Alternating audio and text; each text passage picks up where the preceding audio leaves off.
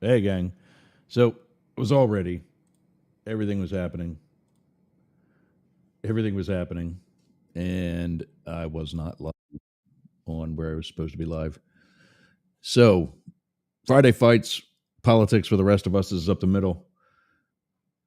I think I got somebody backstage. Let's eventually see who's back there. But first up, Russian envoy supposedly on its way this coming week to the U.S. I don't know what they're going to do. Tariffs are already out. The rest of the world's still fearing about a recession.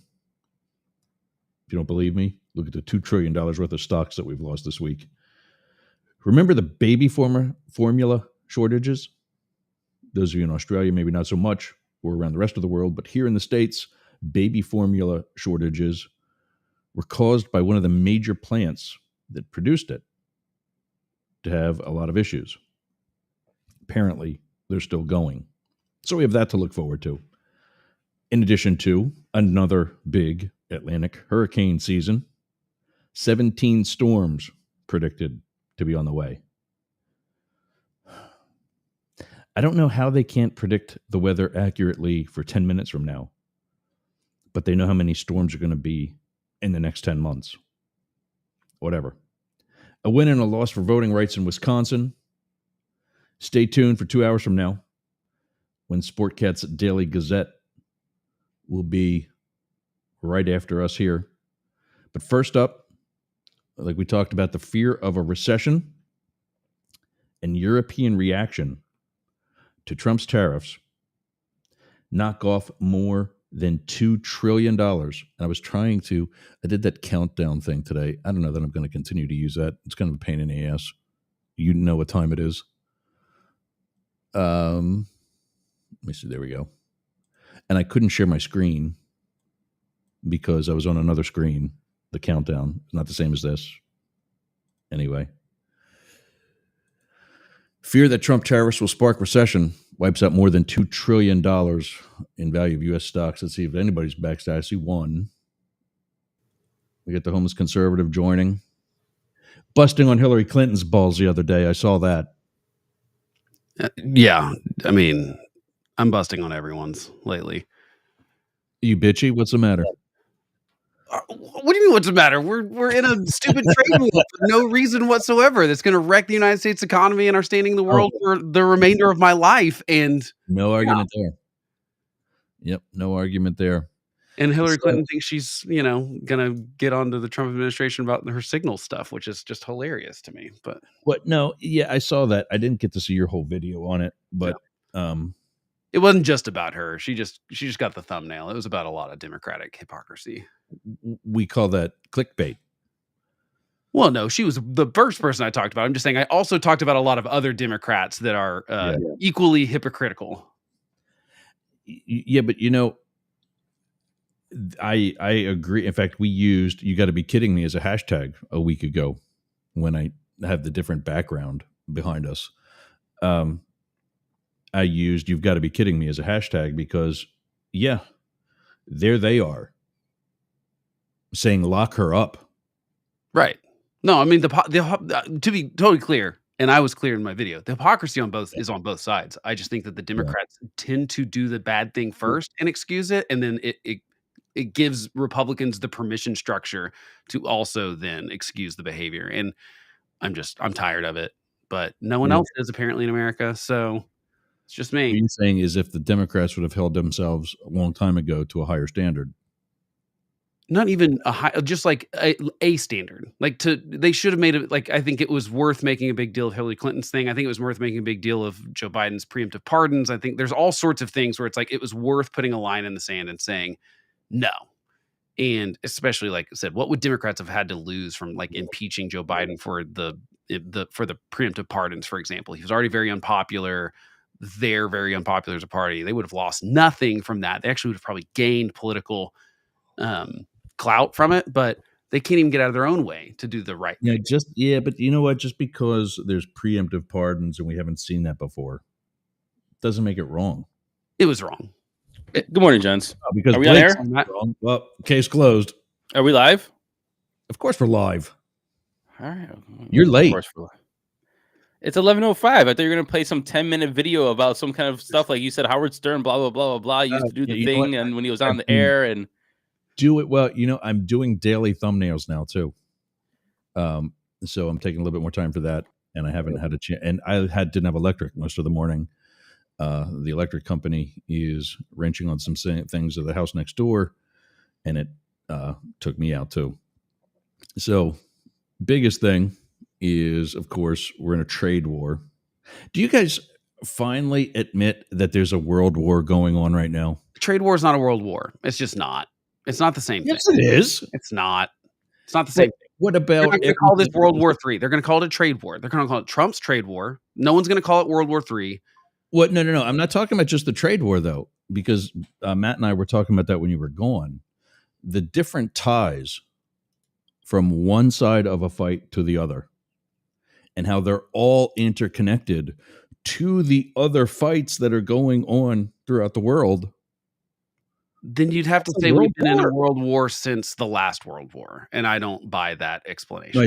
No, I cut you off. Say that again. I was going to say you would have to then qualify we've been in a World War III since the end of World War II then, because this kind of stuff has been going on with proxies and things like that in some form or fashion for the entirety. I mean, I guess you could say there was maybe a few years reprieve, but you could say it started in the 50s with the Korean War. You could just go on and on and on, and you could claim all of those things, any sort of proxy. The Korean War is at least in a stalemate at the 49th parallel. I'm just saying, what's the difference between the Korean War that we get involved in, the Vietnam War, the Cold War, the proxies in Afghanistan, the proxies in various other places throughout the world where you're fighting communism versus capitalism? You know what I mean? Like you could say if right now, I just think you'd have to say all of that was a World War II, and World War as well is what I mean. Yeah. So that's why I don't necessarily buy that argument. I mean, I think that certainly a trade war is a great way to start actual World War III. But yeah, I don't want to. I got a schedule to keep on today too. But yeah, I almost had Matt convinced the other week. He was kind of stuttering. Anyway, because we're so many different places, again, it's 11:07 a.m. here in the East Coast, 8:07 on the West Coast, 4:07 in London, afternoon. That is 17:07 in Berlin and Gaza. 18:07 in Tel Aviv, Jerusalem, and Kyiv. 11:07 p.m. Oh, actually, also in Moscow. 11:08 p.m. in Perth. 8 minutes after midnight in another new audience, Tokyo, Japan. Shout out to all our Japanese friends. And 2:08 a.m. in Melbourne, Canberra, and Sydney. And one more day till Melbourne falls back an hour. I guess Sydney doesn't. They like the Indiana of Australia. Of course, I don't have Sydney up here right now, so maybe that would have been listed accordingly too. I don't know. We'll see. I'll check it out before Monday. All right, so tariffs, $2 trillion in the stock market. I don't have the visual because I saw it on Facebook, and I didn't have a chance to actually confirm it. I think it's worse than that now. I think it's up to 3, by the way. I think that's literally out of date. Quite possibly. This is from this morning's email from the Associated Press. Yeah, it might be. I've seen 3 too, but it depends on how you measure it, obviously. But it looks like the markets are down like 3.5% today, and sorry. we have. It would be 3 since Trump's inauguration, essentially. Okay, so this one is a little bit more tight, like a little bit more recent, I think. Trillions of dollars in value wiped out Thursday. So I guess this is just from Thursday's losses. That makes sense. Yeah. After President Donald Trump slapped sweeping tariffs on foreign imports. I think it's really like the thing about the stock market that I think is unfortunate is that when we say stocks are down, there's a whole swath of Americans that think that, well, I don't care about what rich Wall Street guys. That's everyone. Yeah. Like it's your 401k, it's your pensions, it's retirement funds, it's all these kind of things. It's regular everyday people. It's what a lot of people obviously are doing, things like mutual funds and for all sorts of retirement things, unions. Like this is American people's financial security disappearing. It's not just rich people. It's not just billionaires. It's not just Wall Street fat cats. it is like my 401k is down significantly. Right. My Roth IRA is down significantly. So is yours. If you're near retiring age, you're probably paying more attention to that than if you're in your 30s or 40s. But I'm not collecting on anything yet. for the sake of clarification, because I've collecting the seen pension. some people on the right be like, well, yeah, or I mean, Laura Ingraham was pretending that this is like a conspiracy, that the rich people are trading the stocks to try to tank the market to scare us into going against Trump. It's like, no, this is people with brain going against Trump. Yeah, this is people going, acting in their best interest, which is what, Yeah. when the economy buzzes That's what on all markets cylinders. do. That's what markets do. Everyone's interest acting in their own interest. I didn't have the source is reputable, but I still want to fact check it myself before I do anything like that. One of the posts I found on Facebook or somewhere was that of the 6 highest Dow drops in recent history, Trump has 5 of them. I saw that and I didn't like it because again it was all the days of COVID. Yeah, it's again. And Yeah, if people keep saying that COVID, everybody he's putting the time during COVID as trying to put it on to somebody, and it's just it's honestly such a weak straw man argument. I hate it. Basically, here's the problem with all financial or money stats or stock market stats or job stats or anything. If anyone includes 2020 and 2021 in those numbers, it's ridiculous. It's ridiculous. And I say the same thing for Biden that says I created the most jobs since. It's like, bro, we just lost all the jobs, and the jobs came back because everybody opened up. Like, come on. You didn't do any that's it's nothing to do with you. You would have kept it closed for long. So yeah, I wish everyone said like asterisk and then just went 2019 to 2022 at best and just acted like 2020 and 2021 didn't happen. Because my other favorite I agree. People say the same thing. Oh, billion. But this one, however, is valid. No, this is a valid one. This is all Trump. This is 100% valid. 1,000% Trump. No one else to blame. He has literally the fact that they're trying to potentially blame this on Biden is hilarious to me, especially since the stocks rose after he got elected and then started tanking after he got inaugurated and started doing stuff. This is all Trump. He has nowhere to go, no one to blame. He owns this. And I am waiting for it to burn down, frankly, at this point. That's news. I didn't hear about that. How is he trying to blame this on Biden? Well, that's been the spin. Is the spin on the stock market stuff is still the same thing that Biden. Every president does this. You blame anything that's bad is still the previous administration's fault, and anything that's good is you fixed it. And this is just what everyone does. I mean, Biden did the same thing. He blamed all the inflation on Trump administration. Trump blamed any bad things on Obama. This is what everyone does. It's super annoying. But yeah, they're already trying to spin some of this as we're trying to fix Biden's inflation and stuff. And I mean, they're hedging that there's going to be some economic pain, but it's going to be worse than that. And I don't know where we're going from here, but I don't think it's going to be good. I don't think this is going to be the worst of it. Yeah, this is not a good time to try to monetize a small radio station. Or anything. When you're asking for money for advertising. Yeah, I mean, it might be a good time. I mean, look, here's the thing: is like in these times, people are looking for answers, and if you have a show that is trying to explain to people and give them a place where they can have answers, then it might actually be the best time to grow anything. Although, here's a good question about that, Matt. I like the bear markets. No, I agree because it's better in the bear markets than the bull markets. But do you think people are looking for information? Because I'm not convinced they are. Every person I talk.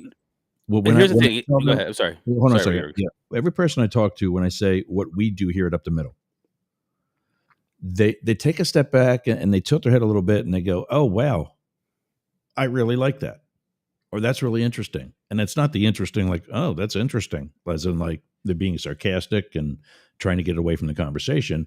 They all follow up with more conversations like, "When is it? How can I listen? How do I tune in? This, that, and the other thing." But I think this country, and I saw it, David Beckmeyer keeps talking about it because that's what his whole podcast is about. And so many others are still saying about how polarized we are. Not just that Mike Johnson is a polarizing politician or Donald Trump or Cory Booker are polarizing politicians. The country is us versus them. Yeah. And it just depends on who's us and who's them. And that's why I've been saying we've been in a civil war. And the thing that so many people don't understand about the excellent formation of our country, the business model of our country, is that every 2 years we have a civil war. I wouldn't call it that. I would call it an election. What? But no, but that's the point. Yeah, If but I you just don't like something, you don't have to revolt. Just sit it out. right. But I mean, when you call everything a civil war or a world war, it diminishes No, what an actual one would I'm be. not. I'm not. I'm getting this, by the way, from one of the country's best renowned political scientists. So don't argue with me. Argue with him. I'll argue with him then. That's fine. I think that but I think people are apathetic, and I think people are, for the most part, right now in three camps. They are in the Right, left, and right, left, and filter bubbles, which means they don't have no interest in hearing something that's inconvenient to their side or their. It's basically politics as religion is what yeah. essentially is. Oh, 100%.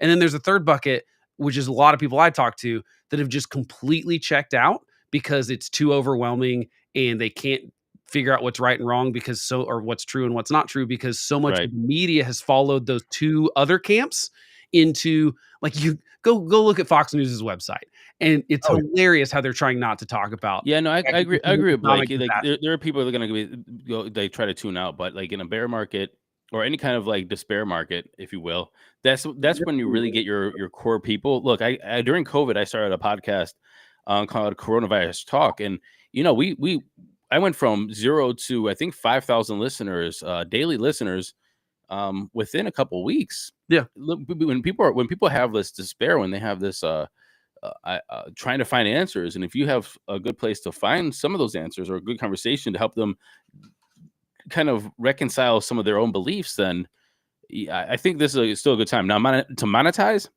horrible time.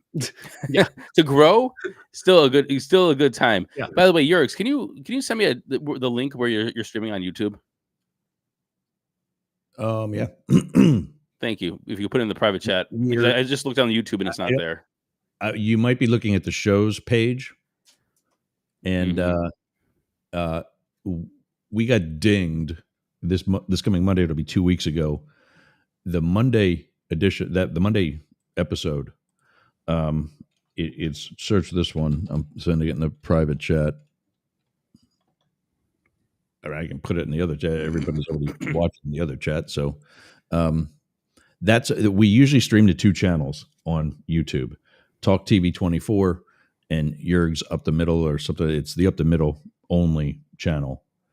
And we got dinged for an episode called MAGA versus Republican. And Jane Stahl and I sat and discussed what I believe is a fact, but we stayed. Is Jane a MAGA? No, she's further left than any of us.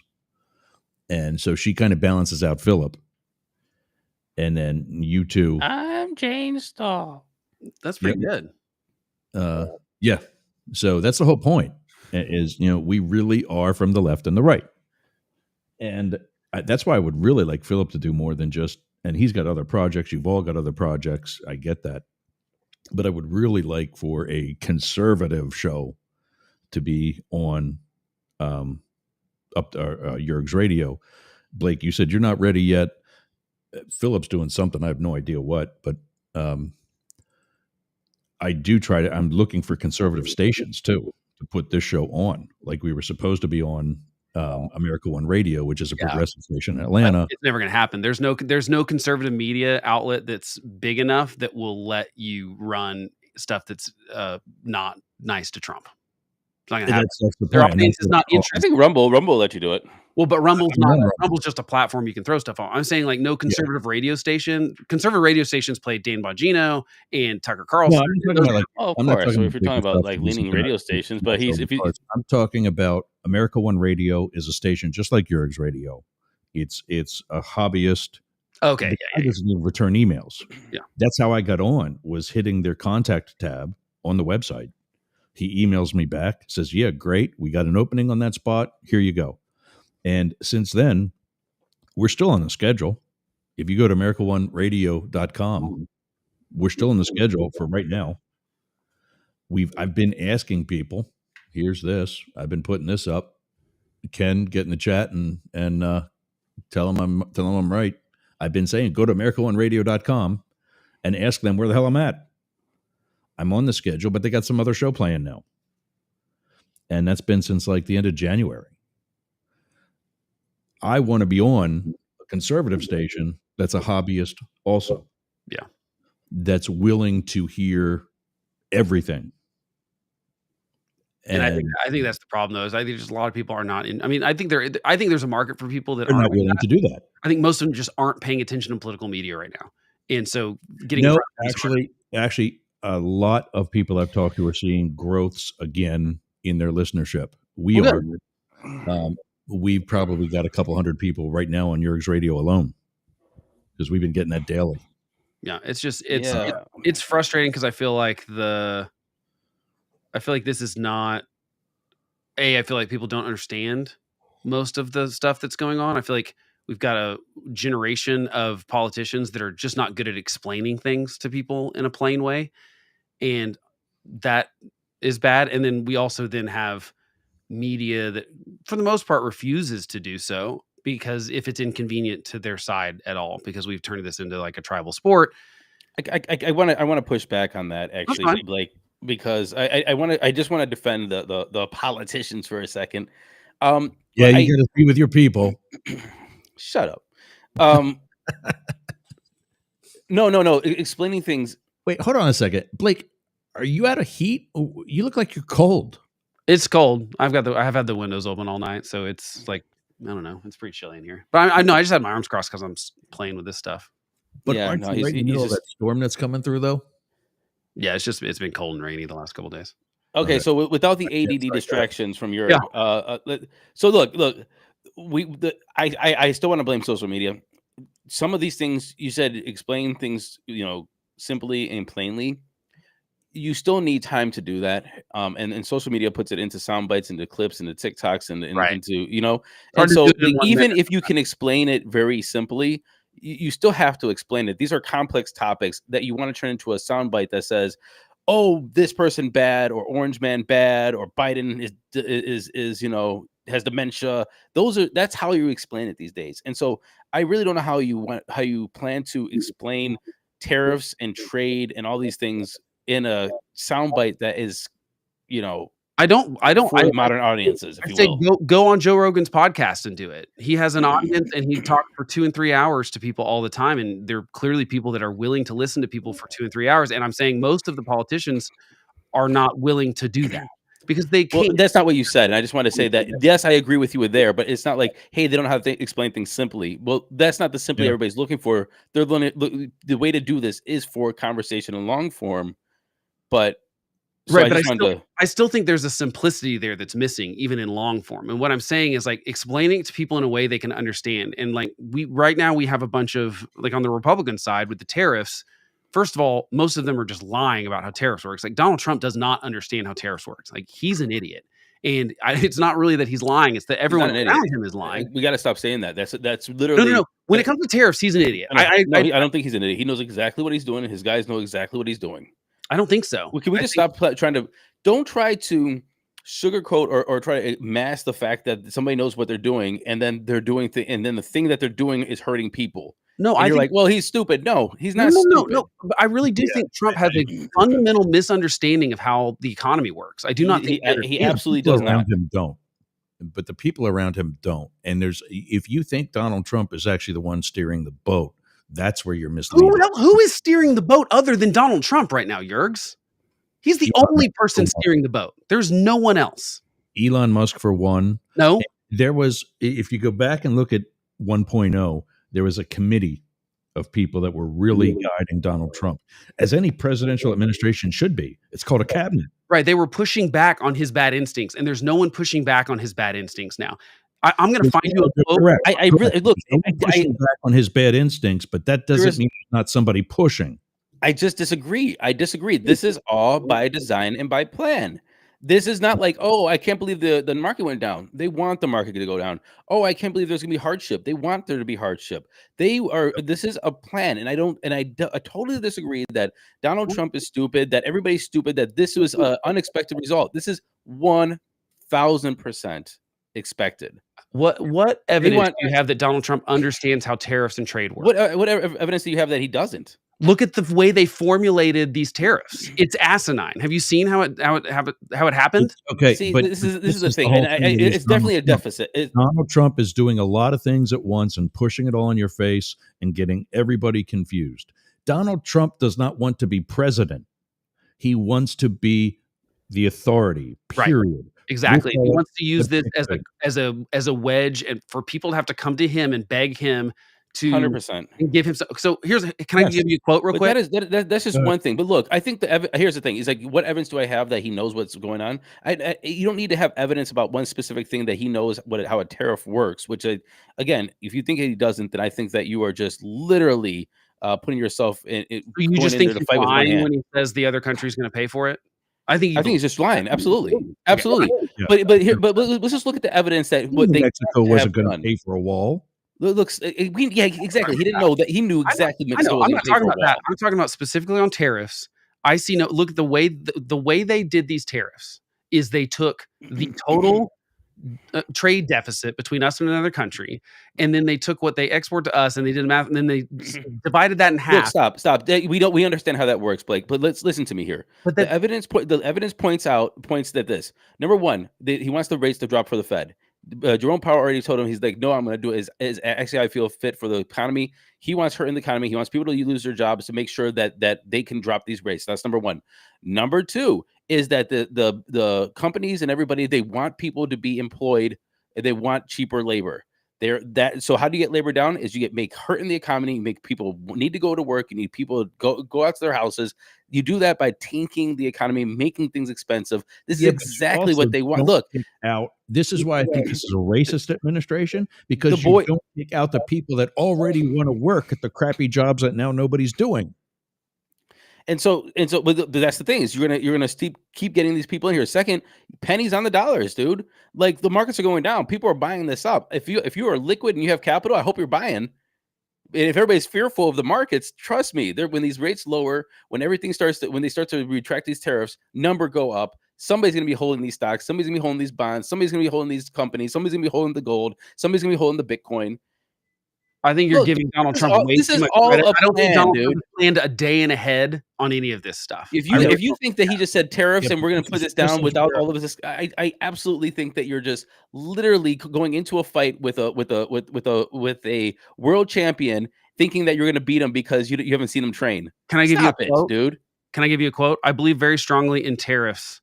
America is being ripped off. We are a debtor nation, and we have to tax, we have to tariff, we have to protect this country. Who do you think said that? It's not going to be hard to figure out. It's Donald Trump. When do you think he said it? What's that? When do you think he said it?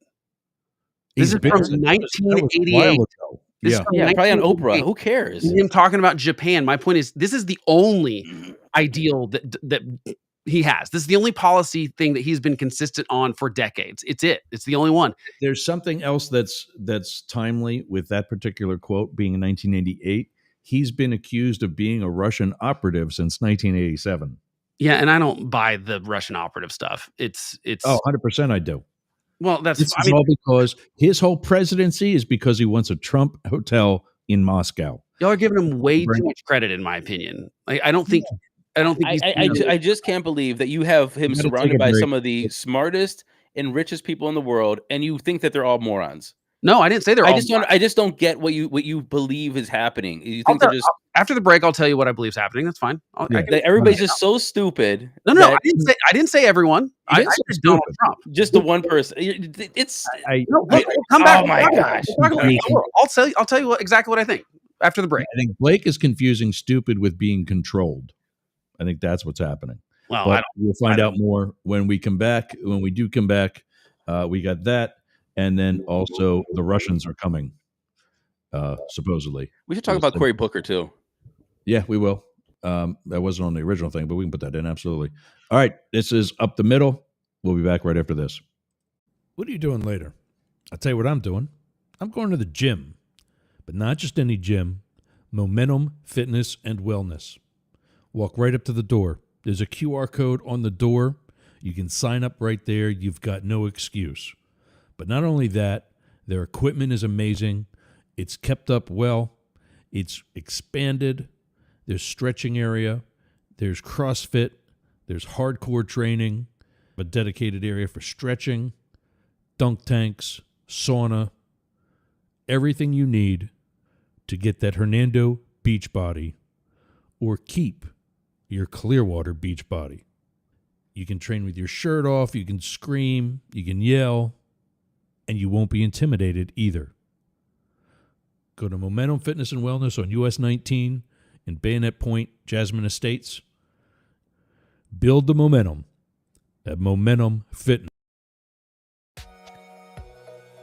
Right, we can take that down, can't we? There we go. So, you tired of being censored as well? Rumble hasn't been doing that. Go to rumble.com/register/Yergs and sign up for your Rumble account, whether you're a content creator or you just want all the extras that a paid account can get you. Do it through that. Send us a little love in the process. Go to rumble.com/register/Yergs YERG. I see a lot of new people on site. YERGZ Media. That's what our company was before Mastiff Media, when we rebranded a couple months ago.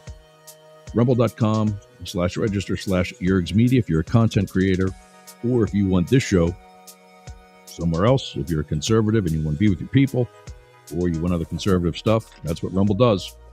And that's why we're there, because we're conservative. We got Blake, we got me, believe it or not.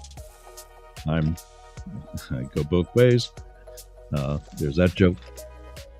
But rumble.com/register/Yergs. All right, let's bring the kids back out. Oh, I'm trying to pot that down instead of just kill it, but whatever. There's one. All right. Let's call Blake dumb. Let's go. All right, let's hear it, Blake. Okay, so let me clarify what I'm saying. I'm not saying everyone around him is dumb.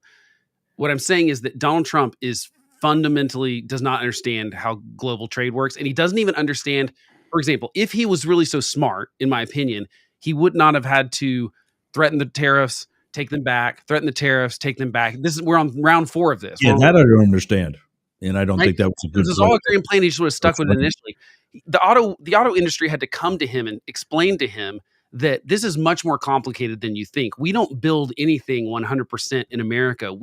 Because of the trade agreement you signed with Canada and Mexico, we have plants in Canada, we have Mexico. Sometimes parts go from Asia to America to Mexico, back to America to Mexico to Canada, back to America for final assembly. That's just like on a seat like adjustment or something. I can't remember what the specific part was. So they had to explain that. He did not know that. Listen, when I first moved here to Tampa and retired from the Secret Service, I spent $50,000 buying 2 brand new jet skis. That's a lot of money. A company called BRP, the parent company of Sea-Doo. That's a Canadian company. They're designed, made, kind of sort of put together in Canada. They use Rotax jet engines to power themselves that are made in Mexico.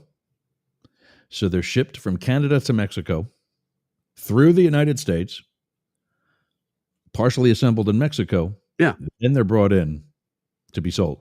So there's 2 tariffs. Right. So they had to go explain to him that if you tariff all auto parts and that the price of vehicles is going to go up $5,000 to $15,000. Like, it's going to hurt us. Our stocks are going to crumble. We're going to have to lay off people off. And by the way, auto workers have what's the parent company of Chrysler Jeep? Starts with an S. I keep forgetting the name Stellantis. of it. Yeah. They fired 900 people. What the hell that was. I just thought it was Chrysler Jeep. No, they got bought out. When they merged, like Mercedes parent company, whatever. So the point was that, they were laying off people, and they came to Trump and told him that, and that's why he backed off the second time. So basically, every time Trump is a ready, fire, aim guy. He decides what he wants to do. He's always liked tariffs. He's always thought we were getting. Look at even the way he phrases it. He says we are. They're stealing from us, as if that we're not buying a good for that money. Always the victim, right? And then if you look at the way they implemented these tariffs, they are. There's a Verge article that it's not confirmed, but it's pretty. It's at least correlation that if you ask any of the AI models right now what you would do to try to like shore up unfair trade, specifically just deficits with other countries, it's the same formula they ended up using. And the problem with the formula is that it doesn't account for things like, for example, if they were smart, they included 2 islands off of Australia that don't have any people on them and are tariffing them. They are only inhabited by penguins. So this is my point. Bro, is you never know. Uplift those You never penguins. know. Just They get might- producing gear, man. You don't Or, for example, you don't want that workaround. for example, there are also people that have 0 tariffs on us. So, for example, Israel, in the lead up to this, they said, okay, they only 98% we have free trade with Israel, but they have like 2 little things that they were trying to do protection with duties, just like we protect sugar and all these kind of things that I think are stupid. And so Israel did the thing that Trump claims he's trying to get everyone to do, right? Is we're just trying to be they're being unfair to us. They're stealing from us. So we are just trying to get them to lower their rates, and then we'll lower our rates.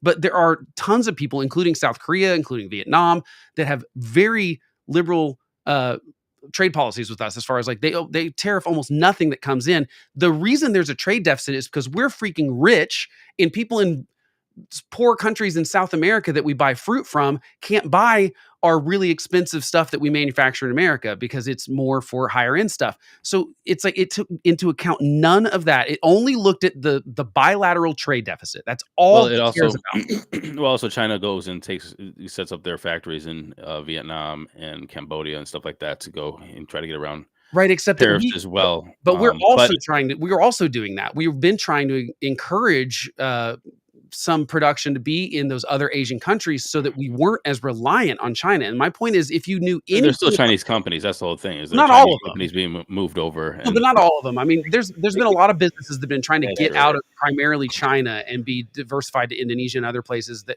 without Chinese companies because they are worried about that. Anything that you do in China, there's going to be a plant built right next door where those same employees that work an 8-hour shift are going to go next door and work another 8 hours doing the exact same thing for the Chinese government. Selling them on the black market. Just something in the comments quick. Why is that racist that he kicks out all the Mexicans? Well, you don't see anybody arrested on being suspicion of Canadian. Mostly not Mexicans, actually. I mean, I would say. But I mean, any brown people. Right. But the other thing is about the Roman salutes. I get that you're new to the show. Welcome. Stay here, because it's going to be a lot of fun, especially on Fridays. But I've been anti this Roman. I mean, if you break down exactly what Elon Musk did on stage that day, I've got it from various angles. I'm so tired of talking about this, though. Yeah, but this guy's new. And I don't think it was a Nazi salute. I mean, I can find. It was 100%. I'm German. Don't argue with me. I'm German too. Have you seen how my last? Yeah, I'm German too. Who cares? All of you stop forsaking your people. It was a Nazi salute. By the way, Tim Waltz did it. Was it when Tim Waltz did it? It was a Nazi salute. He is a known. We're not talking about this guy. All right, whatever. I'm done. I'm done with this subject. It's so stupid. And by the way, Tim is the hell up. Tim is a whole old friend of mine. He's ex-military. He lives in Virginia now. And I sent him the link. Welcome. I'm glad he's here. I'm trying to get him caught up. I've been saying Elon Musk is basically caught up on a year of radio. Nazi, because his whole family was very supportive of apartheid in South Africa. He's essentially been kicked out of South Africa. So sins of the father translate to everyone now. So you're into that? No, because he's not. Blake doesn't want to talk about it, but he keeps talking about it. Just show me the evidence that he's a Nazi. It's ridiculous. Show me the evidence that Trump's stupid. Yeah, exactly. I have a realtor. My realtor in Belize is South African. They were against apartheid. When apartheid ended, black people said, "You're white. You suck. Get out." They left because Tim's in Maryland. Sorry, for their lives. Elon Musk left because he feared for his life, because he was going to be beaten up legitimately with justice behind it. His family supported white supremacy. The day after election, when he did this thing if you don't think that's a Nazi salute, something hit you in the head a long time ago, because that's a Nazi salute. That is a Roman salute. Nazis took that from the Romans. Nazis took the swastika from the Romans. Nazi's name is Nationalist Socialist. What do you think Trump is? The day after he did that in what I knew as the Verizon Center, whatever it's called this week, on 7th and F and G in downtown DC, he went to Germany to speak with Nazis. So don't tell me the guy isn't Nazi. That's not the one. Yes, exactly. That was dumb. And we all know that Tim Walz was not the best selection for vice president. But then again, neither was Kamala Harris. So there's a long list of things that could have been done differently. You want to put that up, put it up. I agree with you. Finally, you said something intelligent today. Ooh. Yeah, what kind of argument is that where you start insulting people instead of having the conversation? Not cool, I've been Yergs. trying to have a conversation. Not cool, Yergs. No, it's not cool. I've been trying to have a conversation, but everybody else knows everything.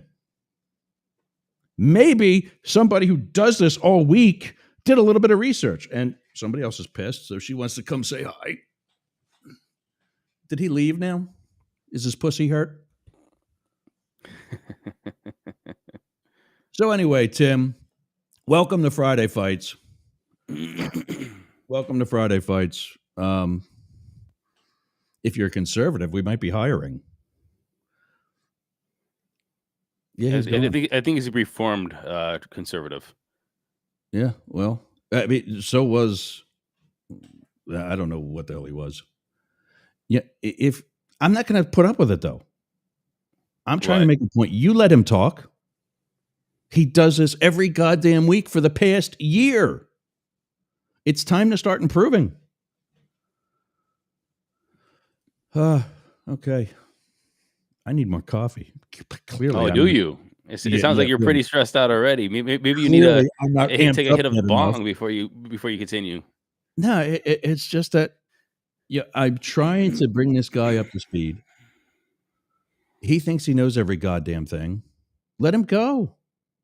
Let him go do his own show for a couple of people. We're talking to 60,000 people right now. You think I need to hear just him? Then we probably should stay on topic.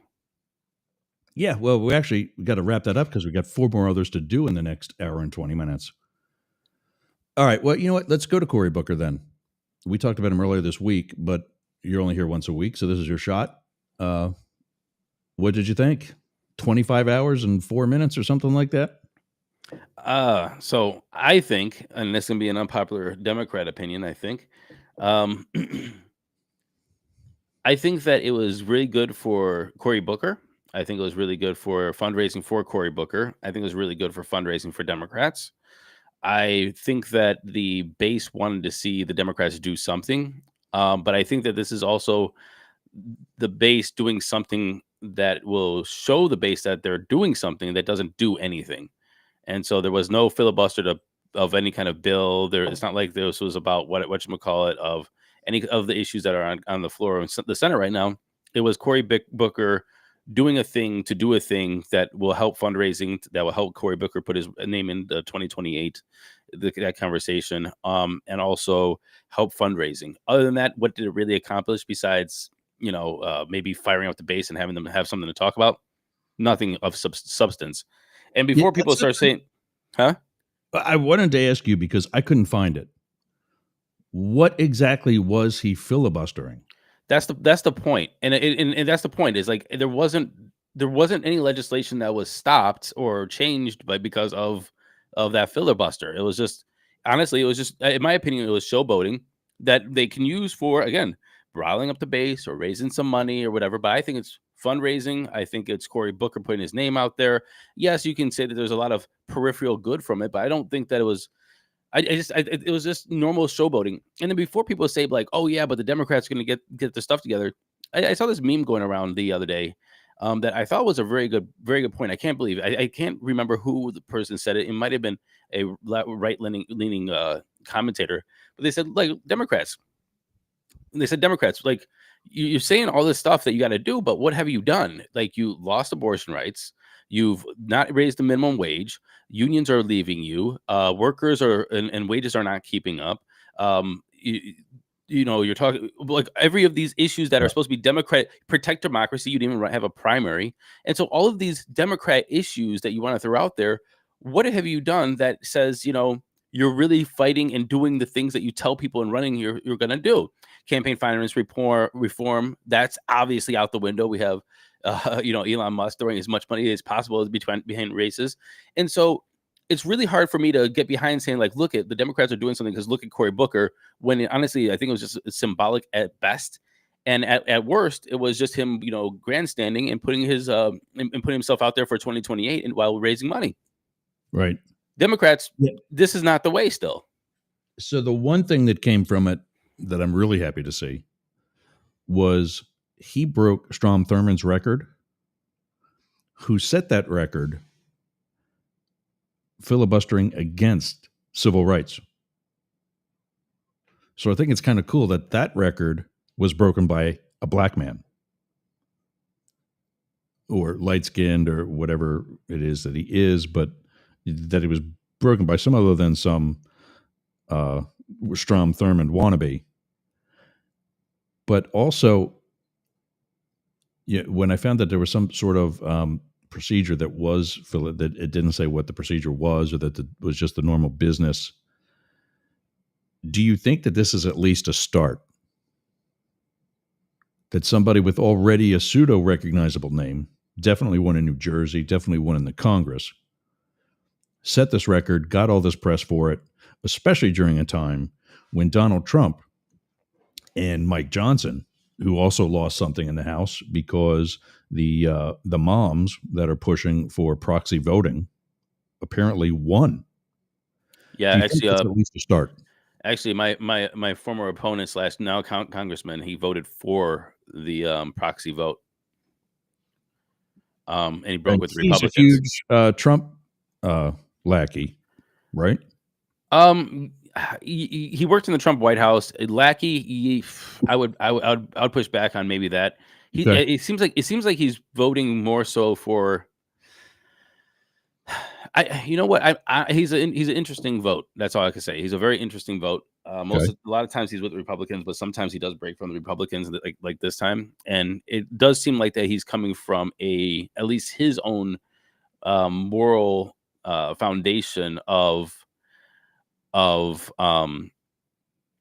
He said if you're going to be an American first family, like you have to be. If you're going to be a family first party and pro family, then this is part of being pro family, and that just seems like it more so aligns with the Republican stance than actually the vote that the rest of the Republicans took. And I think that he was right if from a Republican point of view here, and I think Mike Johnson got it wrong. Yeah, I mean, so let me tell you a story about that quick. When I was with Hillary, one of the first times I worked her alone on a midnight shift, we were doing these late night votes. Like, they can't do that during the regular workday, I guess. And she has her office in like the Russell Senate office building or wherever it was. And then there's also an office for her in the basement of the Capitol, so that when they're in between votes and she doesn't want to go back all the way back over to her office, she can just go down to this basement. And I asked her, I said, why do you guys have to be here to vote? Well, you want to see a look. She turned and gave me a look like, don't even get me started. Why is that? I know there's tradition and so on, and a certain level of perhaps accountability. But why can't there be things that when you're on a Congress-sanctioned trip overseas, now you're going to miss votes because you're overseas? Why can't you have that either placed in advance or done electronically? What's the reason behind that? I don't know. I don't work in Congress, as you know. Well, I think that there's two things though. I do agree with that you have to be there so you can be part of the horse trading that goes on in real time. That isn't like on Signal, if you will, or text messaging other congressmen. So I do understand, like, being there and having those conversations in real time and doing that horse trading is very important. Um, eh, but I also understand, like, we do have, yeah, like a proxy vote. You Okay, should have so a proxy vote. perhaps there's a list. You should have a proxy vote too. But then again, I There's a don't. list of I sanctioned would items. be very worried that the proxy vote starts getting used as, I just don't want to come in, or Yeah. I am going to be on the trip, or whatever. You got to be in Washington. Yeah, so a list of sanctioned, a list of approved items, sanctioned trip overseas, health reasons, and Health that was reasons, one of the having a things. kid.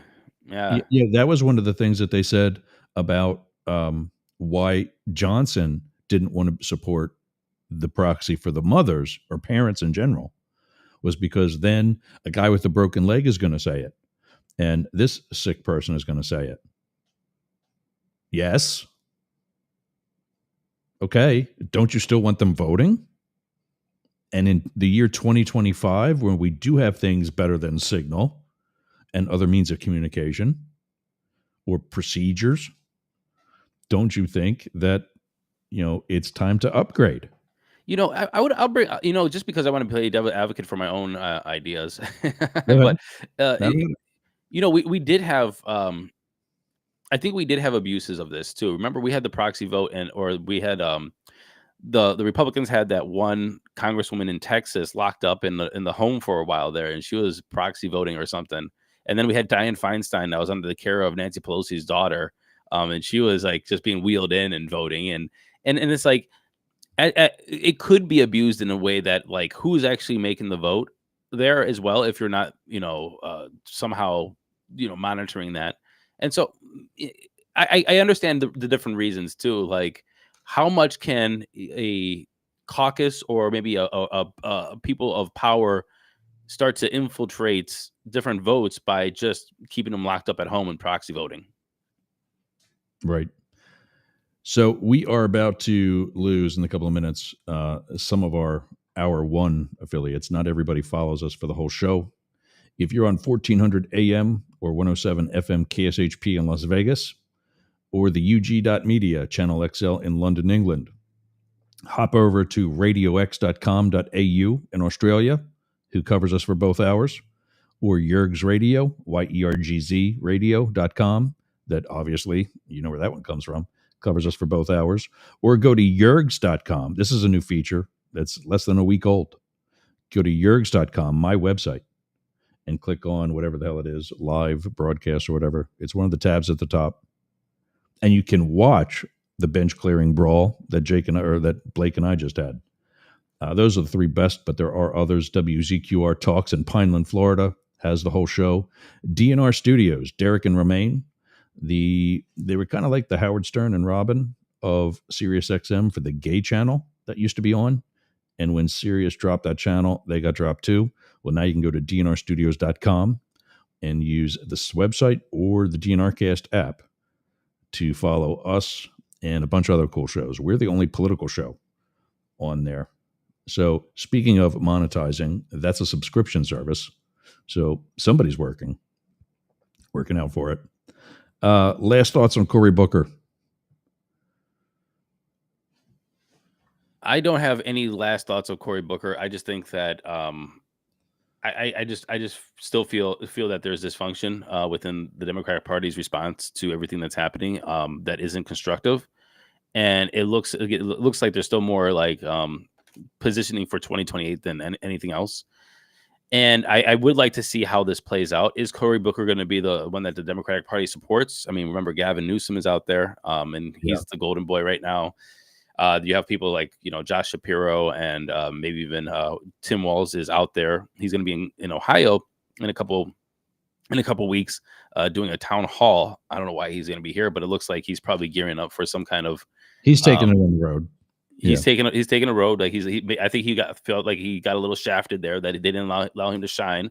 So he's going to be out there. So I just doubt the authenticity of this, honestly. Weren't you the one that said that after they kind of reeled him in a little bit was when their ratings with him started dipping? I might have. It's something that sounds like Yeah. I would say. I mean, he was definitely controlled. Because we were talking about consultants, exactly. Oh yeah, the consultants, the way the consultants work, definitely they reeled him in, and Harris and the Biden administration did as well. Um, so look, man, I don't trust the authenticity of the Cory Booker thing more as because I don't see like this all the whole Democratic playbook playing out in a way that is. I mean, to be honest with you, look where we're at right now, and honestly, I blame Democrats because they did not hold a primary. They did not open this primary up, and who would have been there? It would have been Josh Shapiro. It would have been Cory Booker. It would have been Gavin Newsom. It would have been maybe Pete Buttigieg. It might have been all these Yeah. people that would have had a message that resonated with the base or the Democratic Party or the people in general. We would have found it on the primary, and then they would have moved ahead and to go ahead against Trump. But that's not what happened, and so we can't take the blame of what's happening with tariffs and everything that we don't like right now, and not also give Democrats partly the blame. Yeah. My biggest beef with Kamala Harris was that as selection for a VP, she was like the first one to drop out during the primary. And you're going to go to her and call that a strong candidate? Yeah, that was an issue. She was very polling. Well, I did not like her I didn't like her. I don't like her. Period. It's simple. I think, but the thing I think was really insulting about this VP pick of Tim Walz, it almost looked like you needed the older white guy in there to look like, oh, well, we have it under control. Kamala, we don't really trust her, so let's put this guy that looks the part of somebody that we can trust, like, in there. And it was just like, and you know, I said it, and I'll say it again. When it came down to Arizona, Pennsylvania, and Minnesota, I was torn between Arizona and Pennsylvania because they're both recognizable names. They are both loved in their state. And I'm not saying that Walz wasn't loved, but who outside of Minnesota really knew who that was? I didn't know who he was, but Yeah. I sure as hell knew the former astronaut that has a twin, and yeah, of course. Yeah, exactly. And let's face it, this is as much of a popularity contest for those. And this, we were talking about, you know, that you were saying about the three pieces of the pie. I said that back in November. The problem with the results and our election and the system isn't that Donald Trump is in it. It's that a third of Americans aren't. Mm-hmm. I got to take one more break before this hour ends. When we come back, what do we got? We're going to talk about the Russians and baby formula. You got any kids on the way? Not yet, huh? No, I do not. Yeah. So we could have used Blake for this, but I think he left our Facebook group chat too. Did he? Because I took him off the captions. I'm not going to plug somebody that doesn't plug me. I've watched his videos. I never once heard him say anything about up the middle. So, yeah. All right, go to commercial. All right, we'll be back after this. This is Up the Middle and the Mastiff Media Network. What are you doing later? I'll tell you what I'm doing. I'm going to the gym, but not just any gym. Momentum Fitness and Wellness. Walk right up to the door. There's a QR code on the door. You can sign up right there. You've got no excuse. But not only that, their equipment is amazing. It's kept up well. It's expanded. There's stretching area. There's CrossFit. There's hardcore training. A dedicated area for stretching, dunk tanks, sauna, everything you need to get that Hernando beach body or keep your Clearwater beach body. You can train with your shirt off, you can scream, you can yell, and you won't be intimidated either. Go to Momentum Fitness and Wellness on US 19 in Bayonet Point, Jasmine Estates. Build the momentum at Momentum Fitness.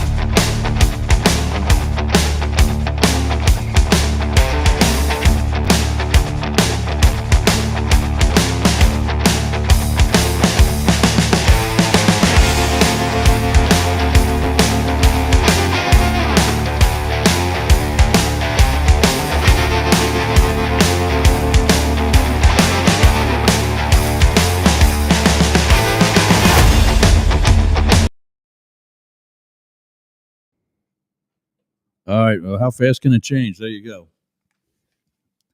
There you go. Oh, stop, dude. Well, Jeez, oh peace man. out. All right. So, Russian envoy. Let me pull this up here. Kirill Dmitriev has said that that's not the right one. Hold on. Kirill Dmitriev has said that that they would welcome. Well, no, didn't I tell you? When are people, Blake? You listening? You still watching? Maybe He's not watching. when are people going to start listening? He's not watching. Oh, you know what? There we go. Top Russian negotiator says U.S. businesses would be welcome in Russia if sanctions were lifted. You mean like, I don't know, Trump Hotel? Let's see what this guy's got to say. The American people, I think, right now are rightly skeptical of the process, that whether there'll be an outcome, I guess, would be the way I would frame it. Why should they believe it will get there? You've been involved. You've been telling people this was the only way it could end since the beginning. Why should they trust where this is going? Well, first of all, I think there is already some progress. As I mentioned, this infrastructure hit on energy ceasefire on that. And then secondly, I think there is already progress on some trust-building measures. You know, there were some prisoners exchanged, and there is a discussion of what the end game can be. And really, prior to that, some people were advocating solutions they knew were not possible.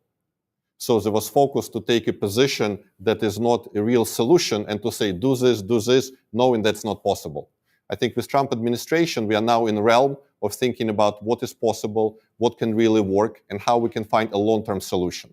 And I think long-term solution is what is needed because we are also thinking about global security, how to make sure that Russian security concerns are taken into account. But obviously, Trump administration wants Ukraine to be strong. In all of the discussions, they make sure that Ukraine has a strong negotiating position, and that's been their consistent messaging.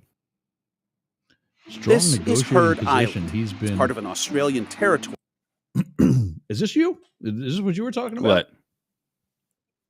The islands that, or was it Blake was saying about the two islands that have nothing but penguins on it? I think Blake said something about penguins. Yeah. Boom. He's saying about how they want a strong Ukrainian position. Does Trump really want that? I don't get that impression. I don't know, dude. I don't know. But I mean, when you got, he just tried to, I forget, I looked for it before the show and I couldn't find it, but he bitched at Zelensky again for not wanting to have a peace deal. Russia was the one that he had to call and bitch at over the phone, where he sat for an hour and where Putin was in some big meeting, a speaking engagement, laughing at him for an hour. But, you know, Ukraine's the bad guy. He said that before about, you know, Ukraine is the one that started this war. Wasn't Russia the one that invaded 3 years ago? Yeah. Oh, actually, I just got an update. Tim Walz will be in not a couple of weeks. He'll be here on Monday and Tuesday and Wednesday. He's just hanging out. So where are you going to go see him? Huh? Hopefully 3 different cities throughout the state. Like 3 different cities here in the north. I don't know what's happening in the south, but it's a fundraiser event. RSVP for $100. No way, dude. Good night. Yeah. Yeah. So, I mean, I just see, do I think Trump is a Russian spy? I think that's probably a stretch. And for an audience that already thinks my claims that we're in World War III, a civil war, and so on, or that some of the Trump administration are Nazis, are also a stretch. No. And, you know, I don't think that necessarily he's a Russian spy. He certainly favors Russia and North Korea and Turkey and Hungary and any other country that's led by a dictator and not an actual democracy. So why would this be any different? Yeah, I don't know, man. Like the Russia Ukraine situation. After it seemed, I don't know, dude. I'm very not versed on that whole thing. To be perfectly honest with you. All right.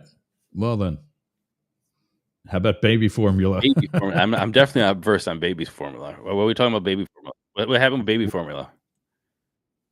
What? Well, trying to find why is this not opening in a new tab? Your Twitter thing is not opening, so I'll try to.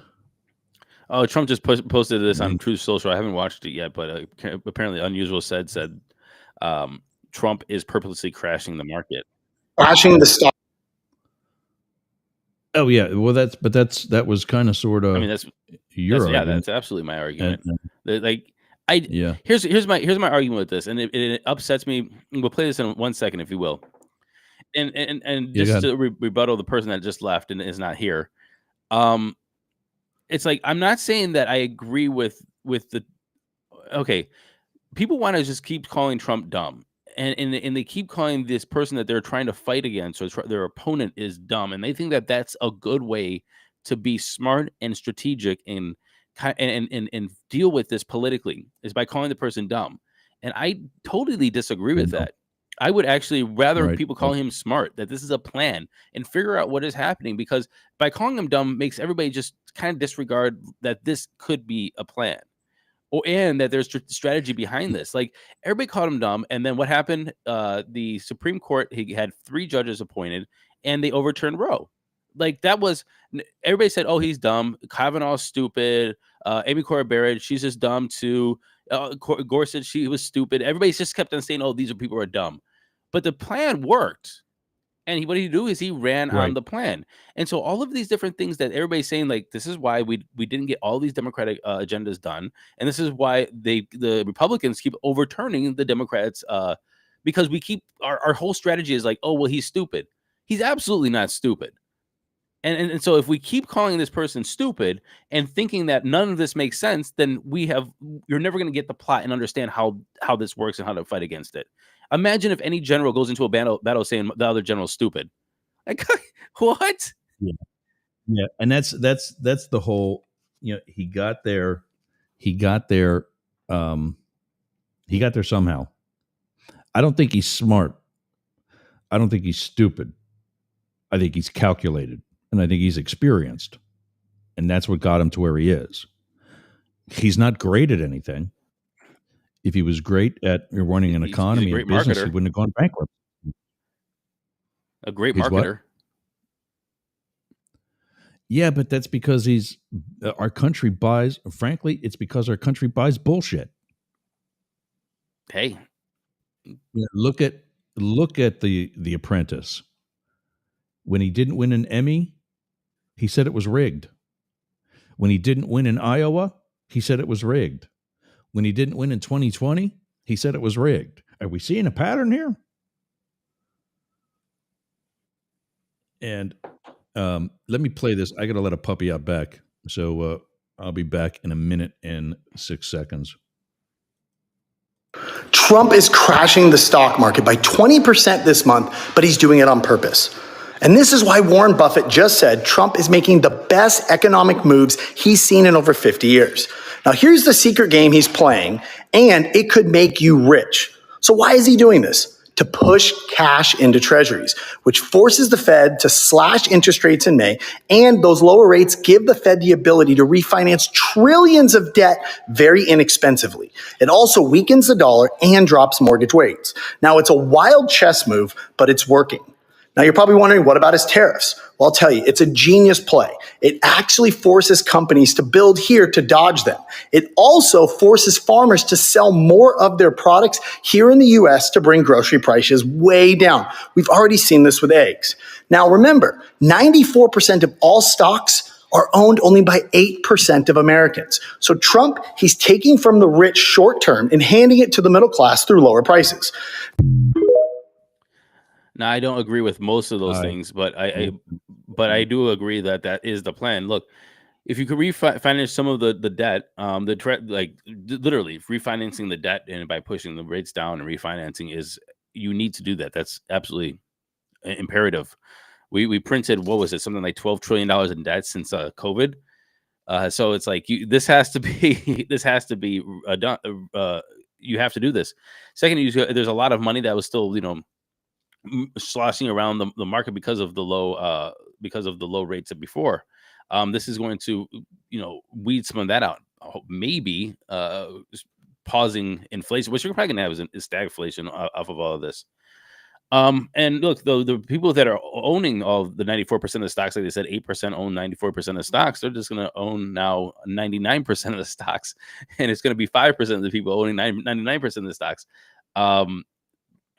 Yeah, I don't know if Trump is I don't really know if the companies are really going to start building here in America. But again, if you want labor to be here, there's two things you need to do.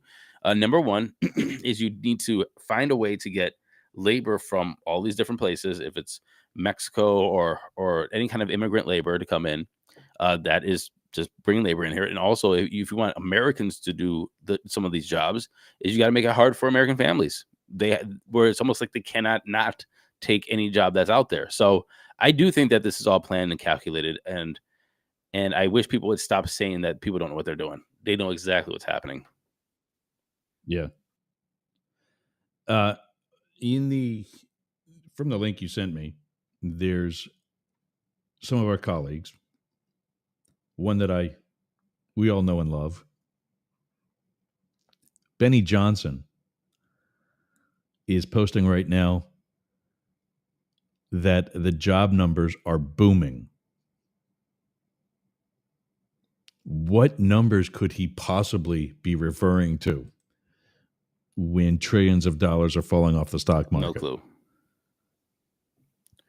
No clue. It's starting up the post, and I just want to go to his profile. Again, sometimes it's not intentional.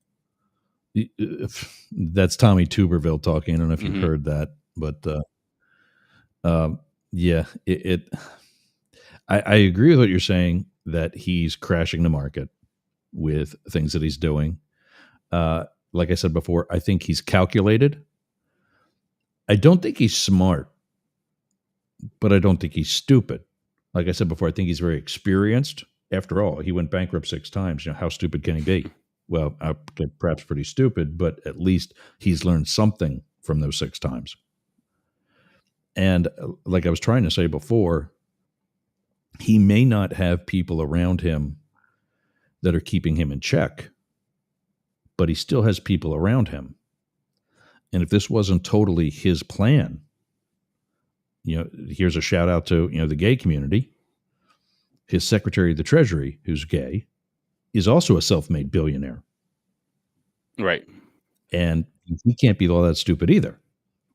And maybe because we're not hearing too much from him, you said a lot of this is, I believe a lot of this is calculated, and you said a lot of this is planned. Mm-hmm. Perhaps he's the one. I mean, this is all about money. So perhaps he's the one that's staying out of the limelight and is directing a lot of this from behind the scenes, exactly putting, fitting into the formula that they've had going in the first place. Smoke and mirrors. Let's get everybody pissed about renaming the Gulf of Mexico and Denali National Park while we're back here doing this. Right. And that's where I think Democrats could also be doing better. I've been on Capitol Hill enough to know that they know there's more than just tariffs, that there's more than just renaming the Gulf of Mexico. This whole gentlemanly behavior that you're not going to call somebody out when that's exactly your job, is to call somebody out. They need to start doing that. All right, where are we at? Yeah, I got to take another break quick. And I got to refill the coffee. I'm starting to get itchy. I'm almost one thing. I need my drugs. Yeah, really. So what we got left? Stuff you're not really influenced by the Atlantic hurricane season. supposed to have another. Oh, this is key. The win and loss for voting rights in Wisconsin. Have you been following that at all? Are you talking about the Supreme Court race? Well, there's that, and there's right. also, There's the voter ID was on the ballot as well. Yeah. So we'll definitely talk about that right after this. This is Up the Middle with kind of a middle guy and a left guy, and who's also in the right leaning sometimes. If you're looking for a job in a podcast or radio show, call us or email news@yergs.com. Clearly, we have openings. All right, we'll be back after this. What are you doing later? I'll tell you what I'm doing. I'm going to the gym, but not just any gym. Momentum Fitness and Wellness. Walk right up to the door. There's a QR code on the door. You can sign up right there. You've got no excuse. But not only that, their equipment is amazing. It's kept up well. It's expanded. There's stretching area. There's CrossFit. There's hardcore training. A dedicated area for stretching, dunk tanks, sauna, everything you need to get that Hernando beach body or keep your Clearwater beach body. You can train with your shirt off, you can scream, you can yell, and you won't be intimidated either. Go to Momentum Fitness and Wellness on US 19 in Bayonet Point, Jasmine Estates. Build the momentum at Momentum Fitness.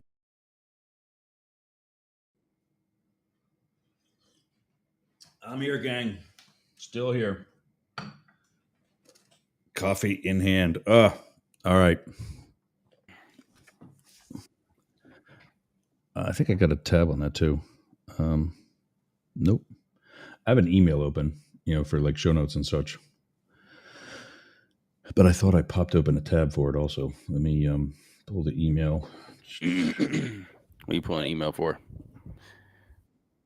The notes that I had this coming from Democracy Docket is from one of the guys that's on Brian Tyler Cohen.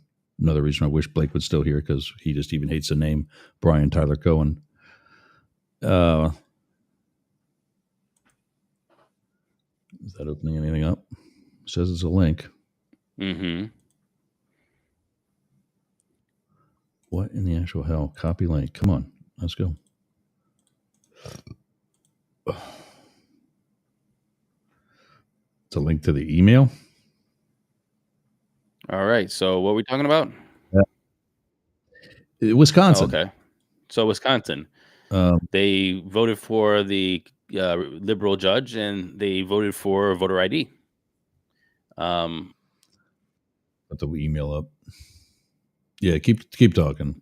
I mean, I don't know what to really say about this, because it was pretty. There's a lot of elections over here on the 1st. So, Florida, they lost both of their House races. And you know what? Actually, I would like to talk about Florida really quick, because I'm good. I think that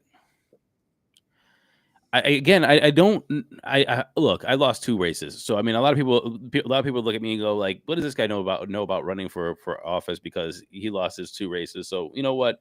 Maybe I just don't know how to run for office. So I'm going to take that. I'm going to take that. But because I still give you credit for it, because for your age, you're probably going to be considered young, especially for the people who are there now. But also, you still got experience. But what I want to say is, I was looking at Florida, and Florida pissed me off in a special way, because there is this an R plus. I think they were calling it 30. I don't think it was actually 30. I think that Trump won it by 30 in that, but it was actually an R plus 15. And that was Florida's 6th district. And this guy, Randy Fine, Republican, was going against this Josh Wheel. And Josh Wheel, he raised like something like $14 million, $15 million, which outraised Randy by like 10 to 1. Like, he just blew him out of the water. And there's polls being done that says, Josh might win by a couple points, or he's up by a couple points. And, Josh just, flooded the zone with all kinds of ads to try to raise money.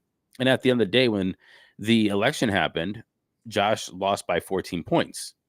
Yeah. And so there was a couple things that continue to piss me off about this whole political atmosphere. Number one is, I told you about the consultants and what they do. They literally spend $1 to get $1.20 back for this Josh Wheel guy. And that's how they work. They've told me this. It's like, you are going to raise money by us running ads, and we're going to put a lot of money into it to raise $1.20 per dollar we put in there. And that's probably what he did, because he left this race with only he had a couple $100,000. Actually, I can look at the FEC reports right now. But he probably only has a couple $100,000 or maybe $1 million left out of $14 million. And so you just see how the churn happened of money being put into the race, right? The second thing is that, again, we were bamboozled by thinking that this person had, I guess, a chance, if you will, right? Yeah. And so like, everybody was saying, like, this guy could flip the district, whatever.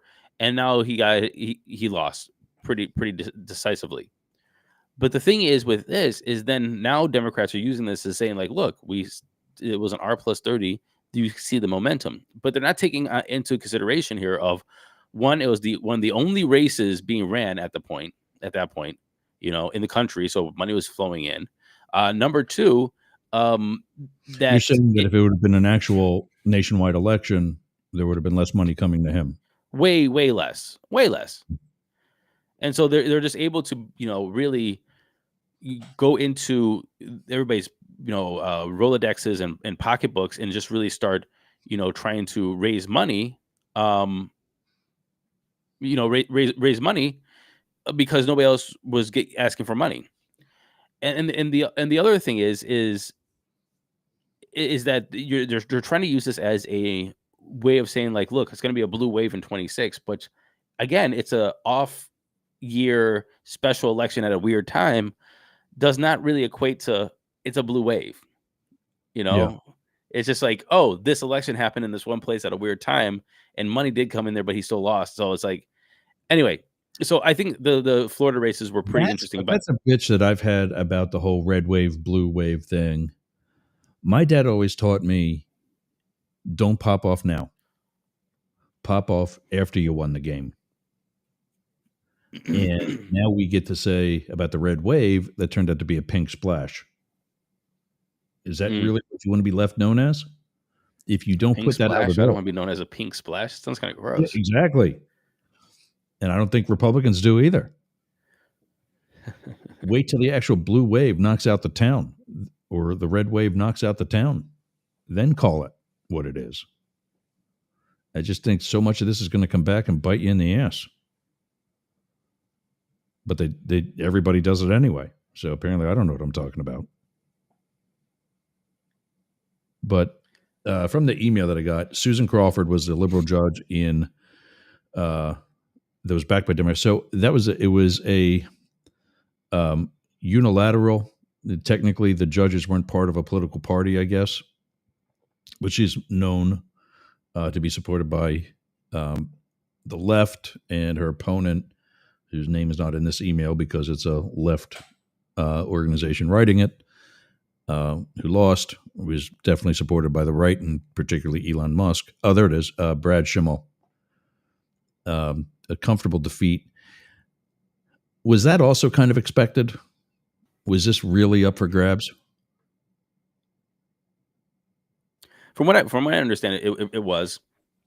Okay. And I do think that if you have the backing of Musk money, then it makes everything a little bit more, hard to do. Accessible. Yeah. So is that saying something? That with that now being the largest, the most expensive judiciary election in our nation's history, and they lost, is that really a new mandate on the Trump administration?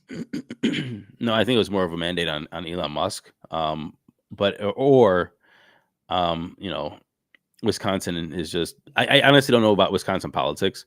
If this happened in Ohio, I would be shocked if a liberal judge won in a special race like this. I would be shocked.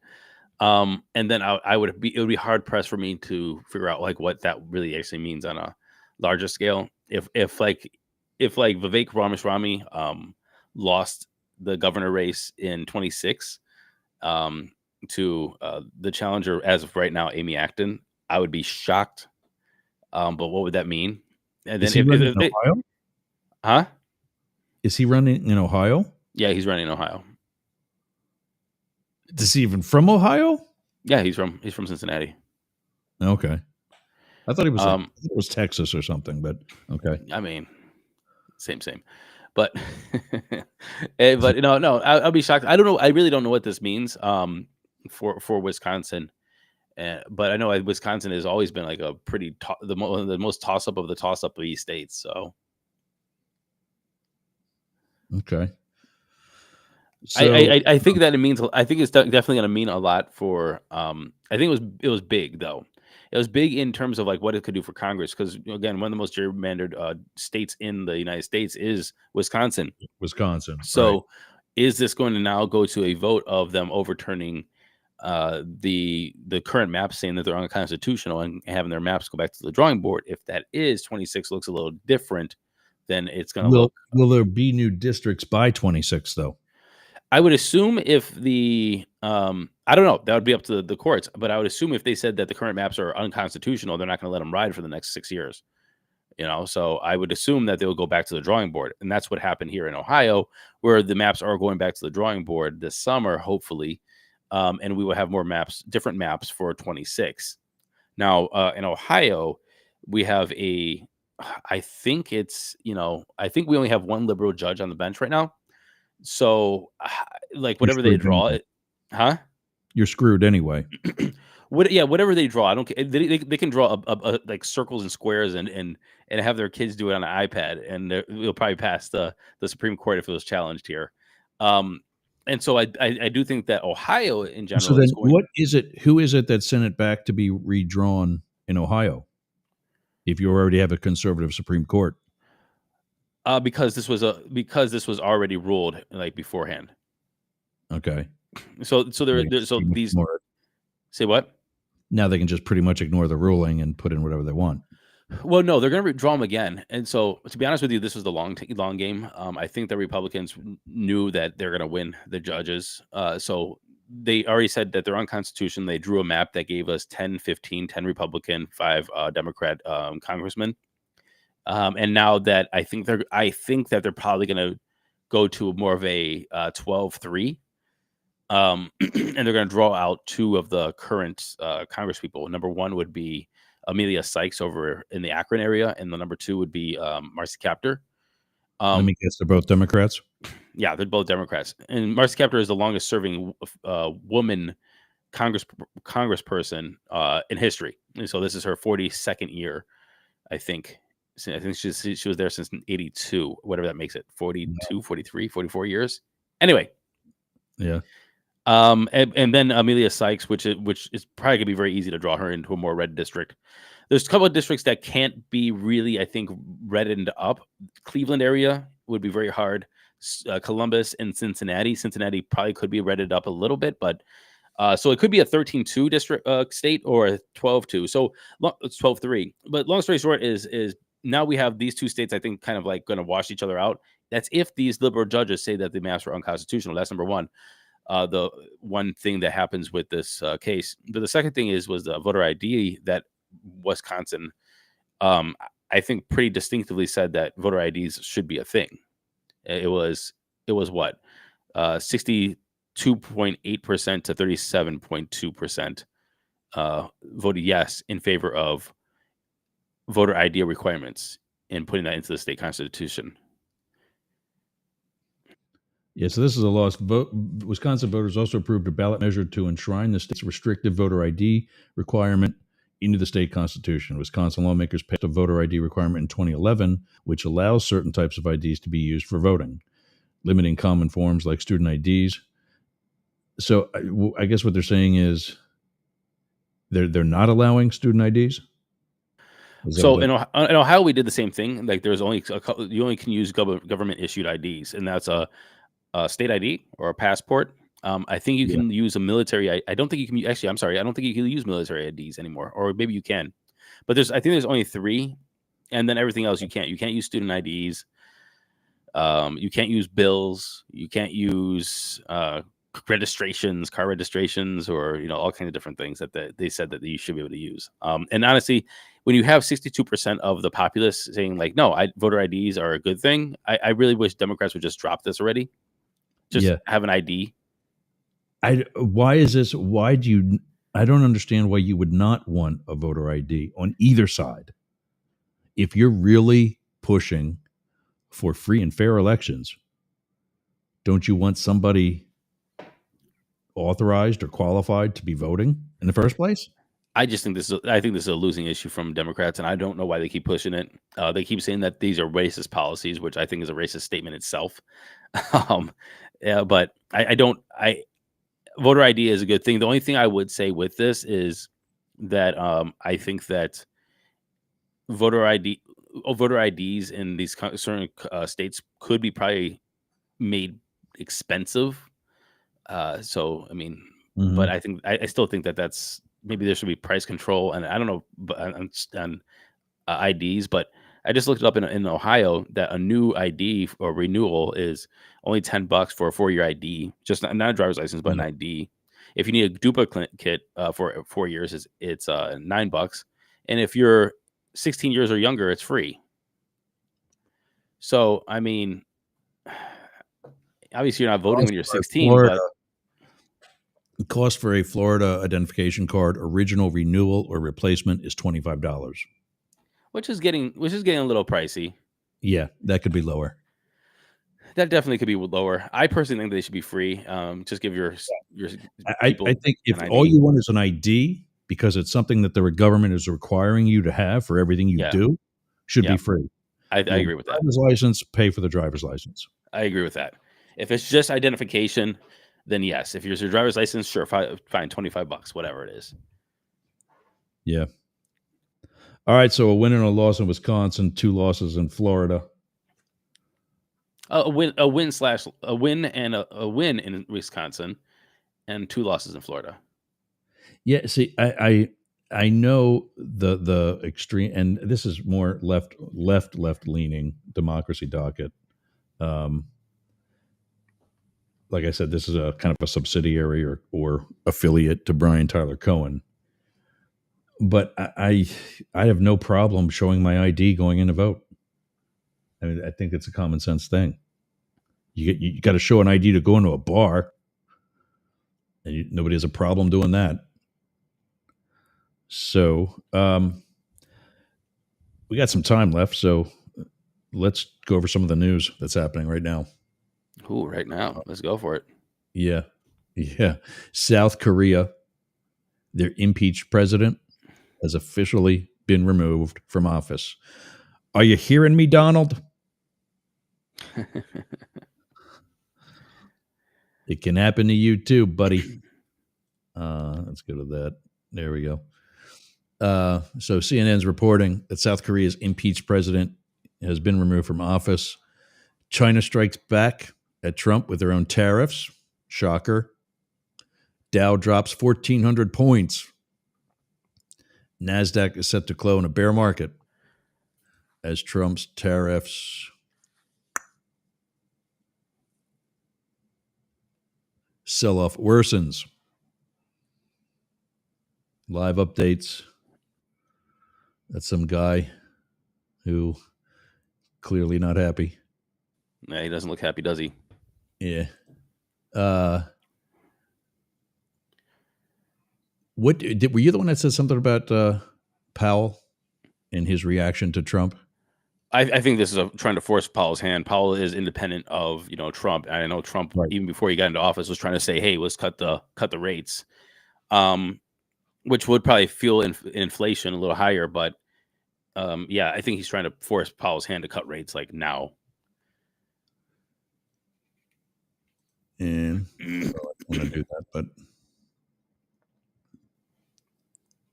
I love how they got to write all that. Isn't the money people the ones that are supposed to be showing us some graphs? Conclusion, let's jump to that. We understand the benefits of a solid economy where workers can find jobs and inflation is low and predictable. We also understand that elevated levels of unemployment or inflation can be damaging and painful for communities, families, and businesses. That is why we at the Fed will continue to do everything we can to achieve our maximum employment and price stability goals. Thank you. I look forward to questions.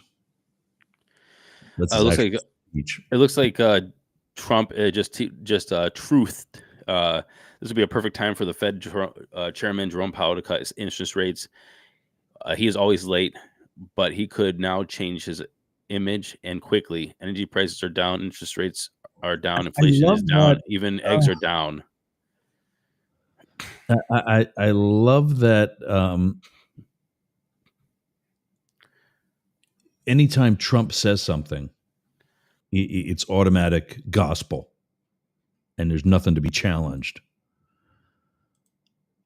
Well, I think so. Here's what I think is going to happen. I think wish that we had the media with a set of balls. I think that Trump is going to go into the same Biden fallacy that I think lost Biden hit the election, where unless you really make like the stock market bull, you get money back into the pockets, or you cut taxes for the average person. Just saying eggs are down does not make eggs go down. Correct. Exactly. And that's what happened with Biden. Everybody was like, "Hey, man, things are expensive," and Biden was like, "Oh, inflation's down." And it's like, "Oh, okay, cool, inflation's down, but things are really expensive, man." And then the Biden administration would be like, "Yes, but we got inflation under control." And it's like, "Yeah, but houses just doubled in price in the past 5 years. I mean, things are really expensive, man." And they kept on just saying, like, just because Biden said inflation's under control doesn't mean things are back to the way they were. And then the American people still remember, in their memory. And I keep bringing this example up. The house that I'm sitting in right now, we paid $228,000 for, and now this is a $500,000 house, right, in 5 years.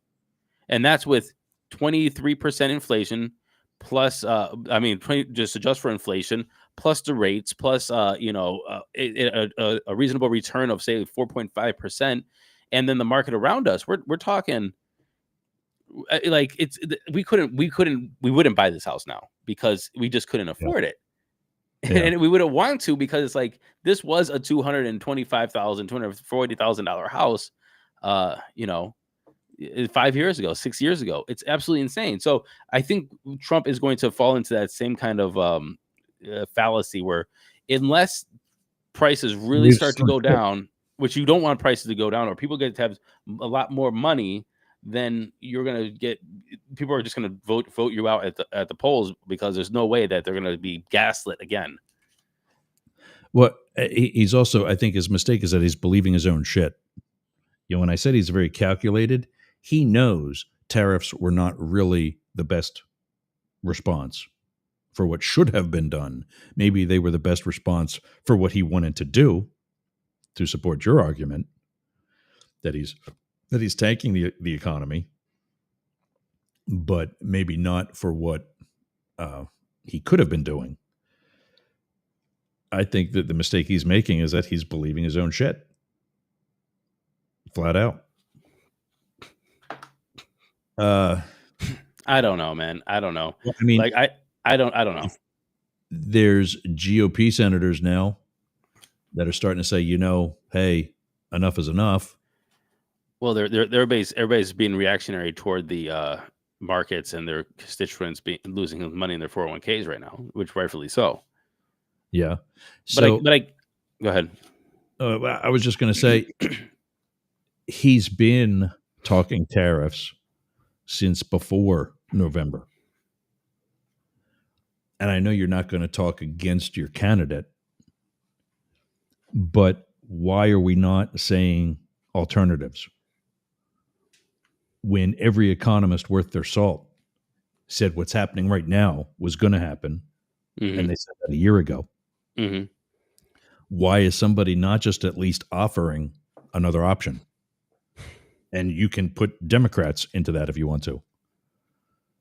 But I'm saying mostly Republicans. But why is anybody not offering some other opportunity or some other option? And what would that option be? I think that people have to understand the problem first, and I think that there's been missed opportunities, and one of the missed opportunities was, you're campaigning.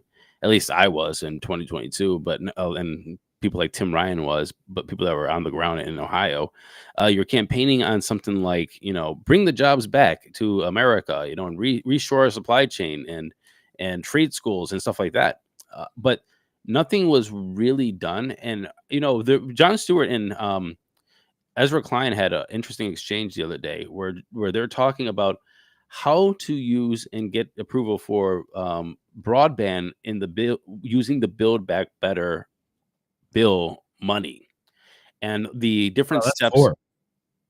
Huh? Build Back Better bill. Build Back Better bill.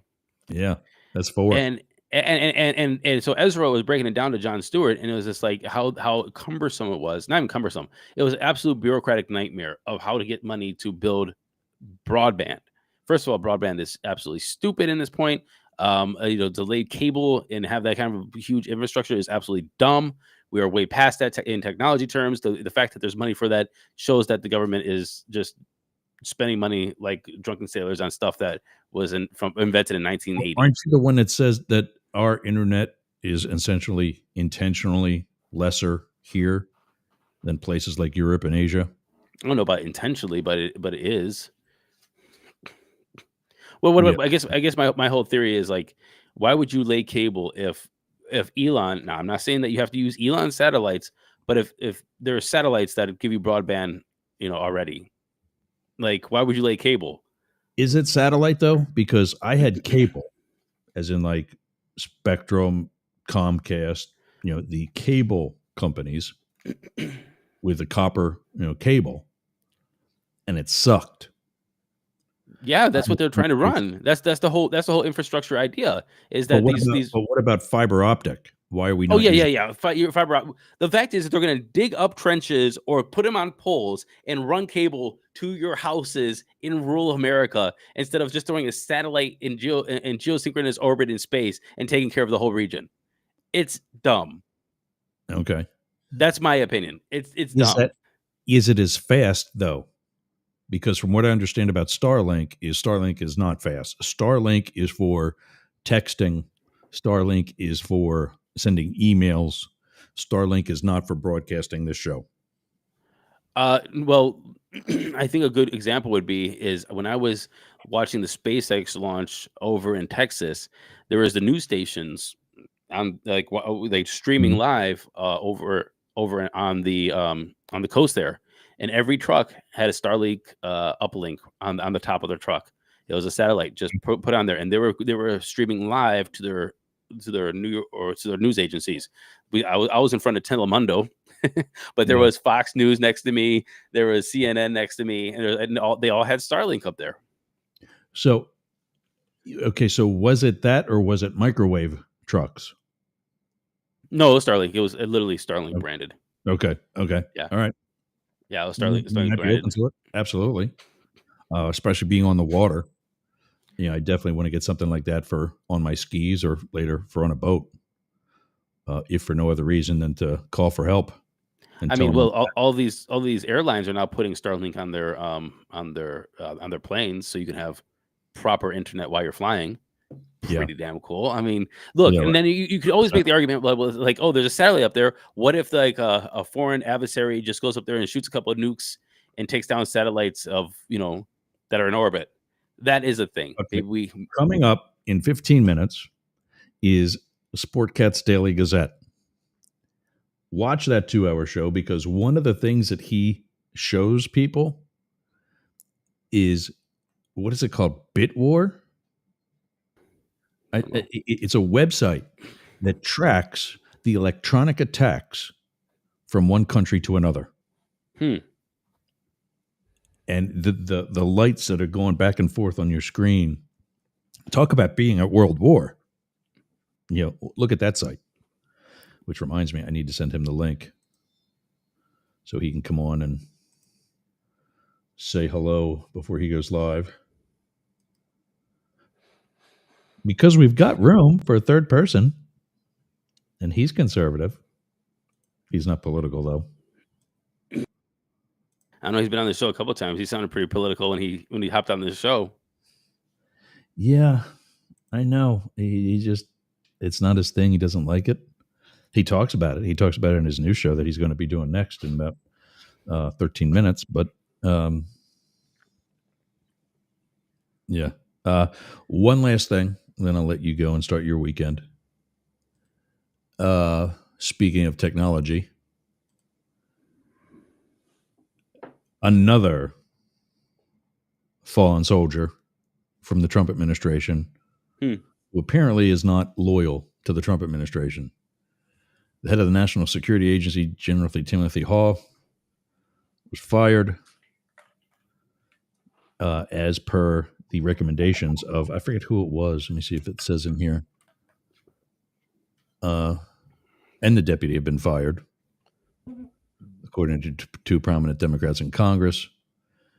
This marks the latest dismissal of top military officer by the Trump administration, another four-star general, and it came just hours after several staffers at the National Security Council at the White House were also ousted. I don't know. Somebody said, from within the administration, I said, these people are not loyal. There it is. Far right. Oh, don't tell me I need to have. Far right conspiracy theorist Laura Loomer, who met Trump on Wednesday, praised the dismissals. No, it wasn't her. It was somebody else that's also far right from within the administration, said these people are not loyal to you. They got to go. Tell me again how this guy doesn't want to be a dictator? These people aren't there to be loyal to him. They are there to give him advice and counsel. Mm-hmm. That's the National Security Council. It's good that they fight like Blake and I did and get all points out so he can make an intelligent decision. But that, to your point, that he's more calculated and smarter than what people are crediting him for. Here's just another example. Look, I never said that he doesn't want to be authoritarian, but I think that there's just business. I'm not saying you, but there's, yeah. Yeah, no, I think I personally think that's what happens when you get businessmen elected into government is they want to run it like they're the CEO of the company. And I think that it's okay. There's a couple of things. One is it's probably more efficient, and two, you get things done a hell of a lot faster. But at the same time, that's not what the government is in our American system is set up to do. Agreed. And so, it just in more general terms, though, I'm okay with redundancy because there needs to be support systems in case one fails or has whatever sort of mistake, and that's in actual electronics or human aspect. Right. I'm not okay with waste. I'm not okay with fraud. I'm not okay with excess, or another term for waste, I guess. Everything that Doge is turning out to be. Mm-hmm. But the other thing is they're trying to make all these cuts to cut spending, which might be okay. But when some of that spending was for veterans benefits or cancer research, I got a problem with that. Look, just in general. Here's the thing: government is not here to be a business. You just said it yourself, essentially. It's here to be. I did not say that. I absolutely did not say that. I said it's not structured to be ran by an authoritarian CEO. Well, it's also not here to be a business. It's not here to be profitable. It's here to be productive. Provide for the common defense. Promote the general welfare. Doesn't say end the year in the black. That'd be nice. It also doesn't say go $2.75 trillion in debt every year either. Yeah, agreed.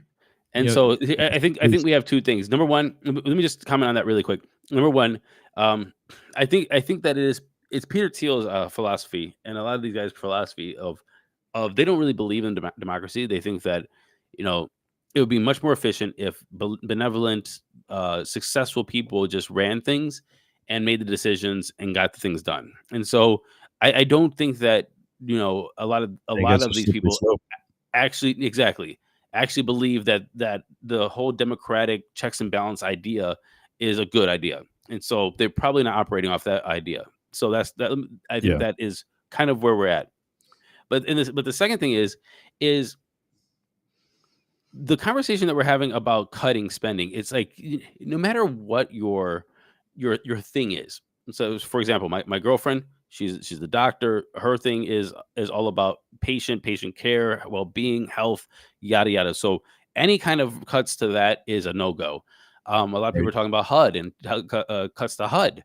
If you care about uh, homeless situations or people on Section 8 or any kind of like that kind of subsidy, then you can't touch that. Again, if you're a vet, you can't touch vets, and you can't touch so it's like, how do you cut the fat from a 2.75 trillion-dollar deficit every year without touching something that somebody's going to care about?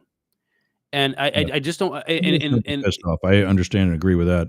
Everybody's gonna be pissed off. And so I don't know the correct answer, but we have to at least admit and acknowledge that you can't be damn near $3 trillion in debt or going to $3 trillion deficit every year, and that's sustainable. It It's just not isn't. sustainable. So look at this. You got some competition there, Matt. Somebody else got the guns out today. Yeah, look It's at hot his in mustache. Mom's attic. His mustache is so big, it got biceps. Damn It straight. looks like the Hulkster. Looks like what's happening on the Daily Gazette. Oh, I don't know. We're going to talk about Fram 2 just splashed down. And then what else we got? There's some What was the thing you were showing me the other day that tracks the electronic attacks that goes from one country to another? Bitdefender. Yeah, Matt, I think is going to be interested in seeing that. Yeah, it's interesting. There's several of them, but I think Bitdefender is the most real time. And then there's some negotiation in the Luna Johnson thing to get our government moving again. Trump may sell TikTok or TikTok may sell Trump. I don't know. Apparently the royalties got a scandal. Shocker. Some new laws on Snap and how we tariffed an island of penguins. So then there's a Muslim city being built in Texas, which is strange. And let's see. I saw that the other day. Did you report on that already? No, I did not report on that. I saw that it's stereotypes in two different directions, essentially. Exactly. Directions. You can't get in unless you are, and if you say that you can't have it, you are. Yeah. So why don't we just all get along? But no, we can't do that. Yeah. All right. Well, I hate people. That's pretty much my thing. We'll let Sportcat take it over. Yergs, I'm out. Let's see if we can find Blake again. Hey, yeah, you know what? Screw him. I'm done begging. One thing I will beg for, we're doing the news better again, and I would like to include Daily Crypto News in on that if you're open to it. So, like I said, man, take it, man. Absolutely, take it straight off of Spotify. Okay, you okay with doing it that way? Okay. Absolutely. Cool. All right, buddy. Have a good weekend. See you guys. Hopefully, I'll see you next week. I quit. Oh, you too? No, you can't leave me. You can't leave me alone with him. Yeah. So I don't know if you were watching earlier, but we had a new viewer on. This guy here, checking in from Maryland. Timothy. Hey, Timothy. Well, and I had made a comment about the right being a very general comment, but about the right being racist, and he fired back Timothy with he says that's why it's racist, about exporting or not exporting, but deporting brown people. And he says, not the Roman salutes. And I'm like, well, okay, clearly we've got to get this guy caught up because I'm not for the Roman salutes either. And I'm trying to get this guy caught up. And Blake, vintage Blake, keeps interrupting. Oh, I'm sick of talking about that. I don't want to talk about that. Yeah, well, ain't your goddamn show, dude. And so I'm trying to get this guy, Timothy, caught up and said, yeah, I am not for the Roman salutes either. That is just one more reason why this administration and the top people in it should be reconsidered, or should have been reconsidered back in November or prior. We're beyond that, but here we are. And he just wouldn't shut up until I'm screaming into the microphone for him to shut up. I'm sick of talking about it too, but we got a new guy that we got to take care of. So, and I know that there's plenty, because you and I have both shot up on Yerg's radio, and Rainbow Radio for some reason doesn't have, because I logged onto it and as a user, and it didn't register it. So I don't know what's going on with that. But you and I have shot up on our listenership with Yerg's radio, and I know that it's happening on Radio X, and we're still trying to figure out what's going on with America One Radio. But point being, I'm trying to get this guy caught up. He won't shut up. He won't stop interrupting. So I muted him. I've done it before and it worked. Obviously, I muted him. Matt starts cracking up laughing, which rightfully so, because he's not the one being muted. And Blake puts this video, splits his screen, puts this video of Tim Waltz doing the same thing. I said, yes, it's wrong. There's other ways that you can put your heart out to everybody. As what I'm doing right now, for those of you on radio, I'm using two hands to make a heart emoji over top of my heart. You're so sweet. Like so many people do. I've never done it. I'm not stiff arming anybody. Whoa. The only stiff arm I'm using right now is the Heisman to push Blake away. And I was wrapping up, and all of a sudden I look, and the screen looks very similar to what I'm seeing now with just you and me. And it was just Matt and me. Blake left. So Matt tries to message him in the up the middle private chat on Facebook. He's gone. He took himself off that too. I've had that happen, yeah. So after the commercial break, I come back with this doozy.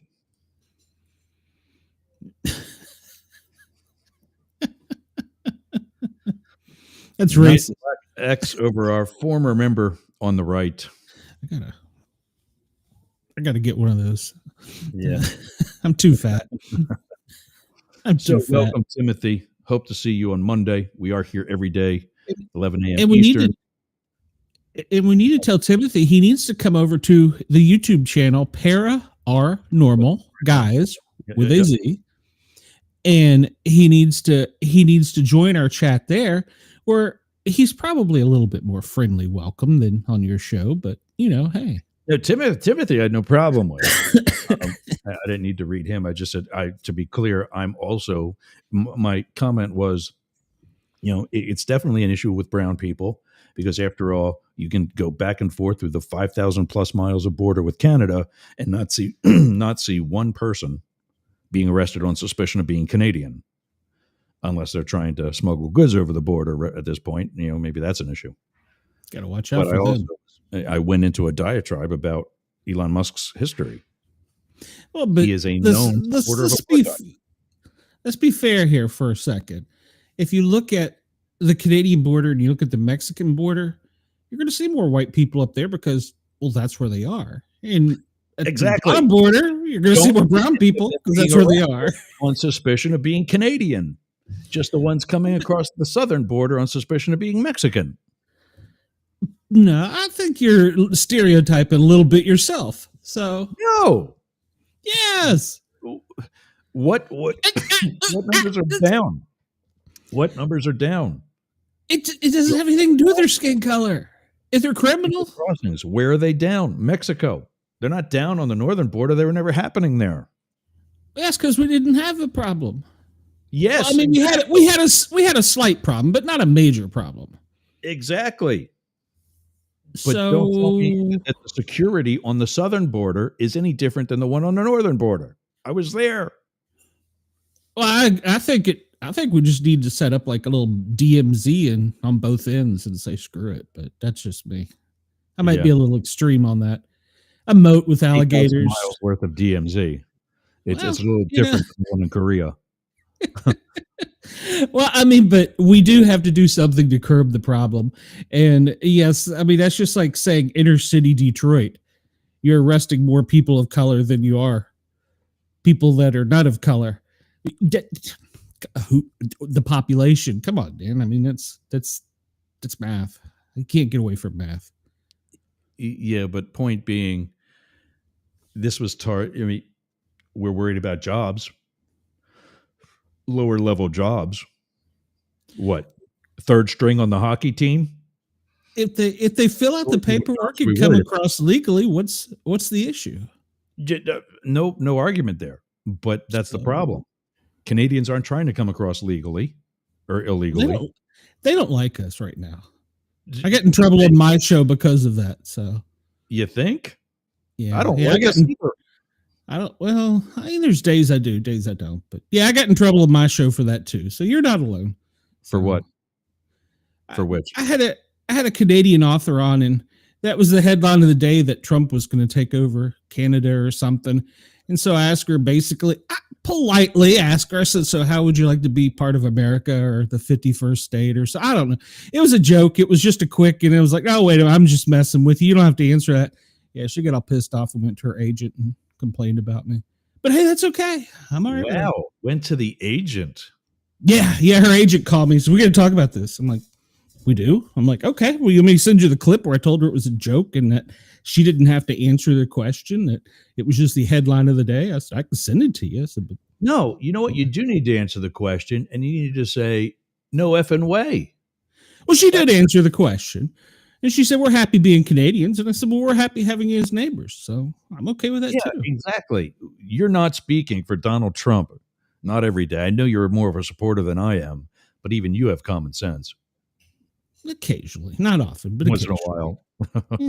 60-40 maybe. I won't say which side's the 60. I missed out on dinner last night because I had plans to go to my neighbors, and they did this last minute sunset cruise on their catamaran or in their pontoon boat. And I'm like, okay, well, I guess I'll check back later. I checked back later. They were all in bed. So no dinner for me. Now they've got leftovers we're going to have for lunch today. You flirty and people are old. You go to bed early. So I was up till about midnight. Yeah. I think I might have beat you to bed for a change early, but I haven't felt well. These allergies are kicking my ass right now. So yeah, I've been wiping my eyes for the past 2 hours. Yes. Yeah. My ears clogged up. My nose sucks. Welcome to East Tennessee. So. Yep. But hey. All right, man. Well, I will see you in an hour and 5 minutes. Don't tell anyone she turned on the air conditioning. It's not 200 degrees up here. Oh, nice. Nice. Yeah, I've been using air conditioning for the past couple of days. The Floridian days of having the windows open have ended, and I'm really dying to see the group chat. I'm gonna take a screenshot of him saying that he's left the group chat. Elvis has left the building. Hey, I'm way overdue, man. So let's kick this pig and get out of here. I love you. Get out. I love you. I'll see you later. I'm done with you. Yep. There goes radio feed. You can pick that back up. And I will see you in less than 2 hours. All right, my brother. I will see you soon. Everybody come over to the Pair Our Normal guys, and we'll have some fun. We won't be grumpy like Ross. So yeah. I went off on that tirade, and then I need more coffee. And I said, I need more coffee. And Matt goes, are you sure? I need a cartoonist artist to draw a picture of you standing out there. Get off my lawn. So with this wave that I got today. Oh, God. All right, man. Let me get out of here. My chat's going to kill. Love you. See you. Bye. Yep, definitely. All right, gang. That wraps it up for us. Switch over or stay on Yerg's Radio. Stay on Yergs.com. Actually, no, Yergs.com won't have it because it's just my feed. Go to Yerg's Radio, yergsradio.com or radiox.com.au and continue with Sportcat's Daily Gazette. Or you can follow him on YouTube at Para or Normal Guys, guys with a Z. I'll see you in less than 2 hours right back here. See you then.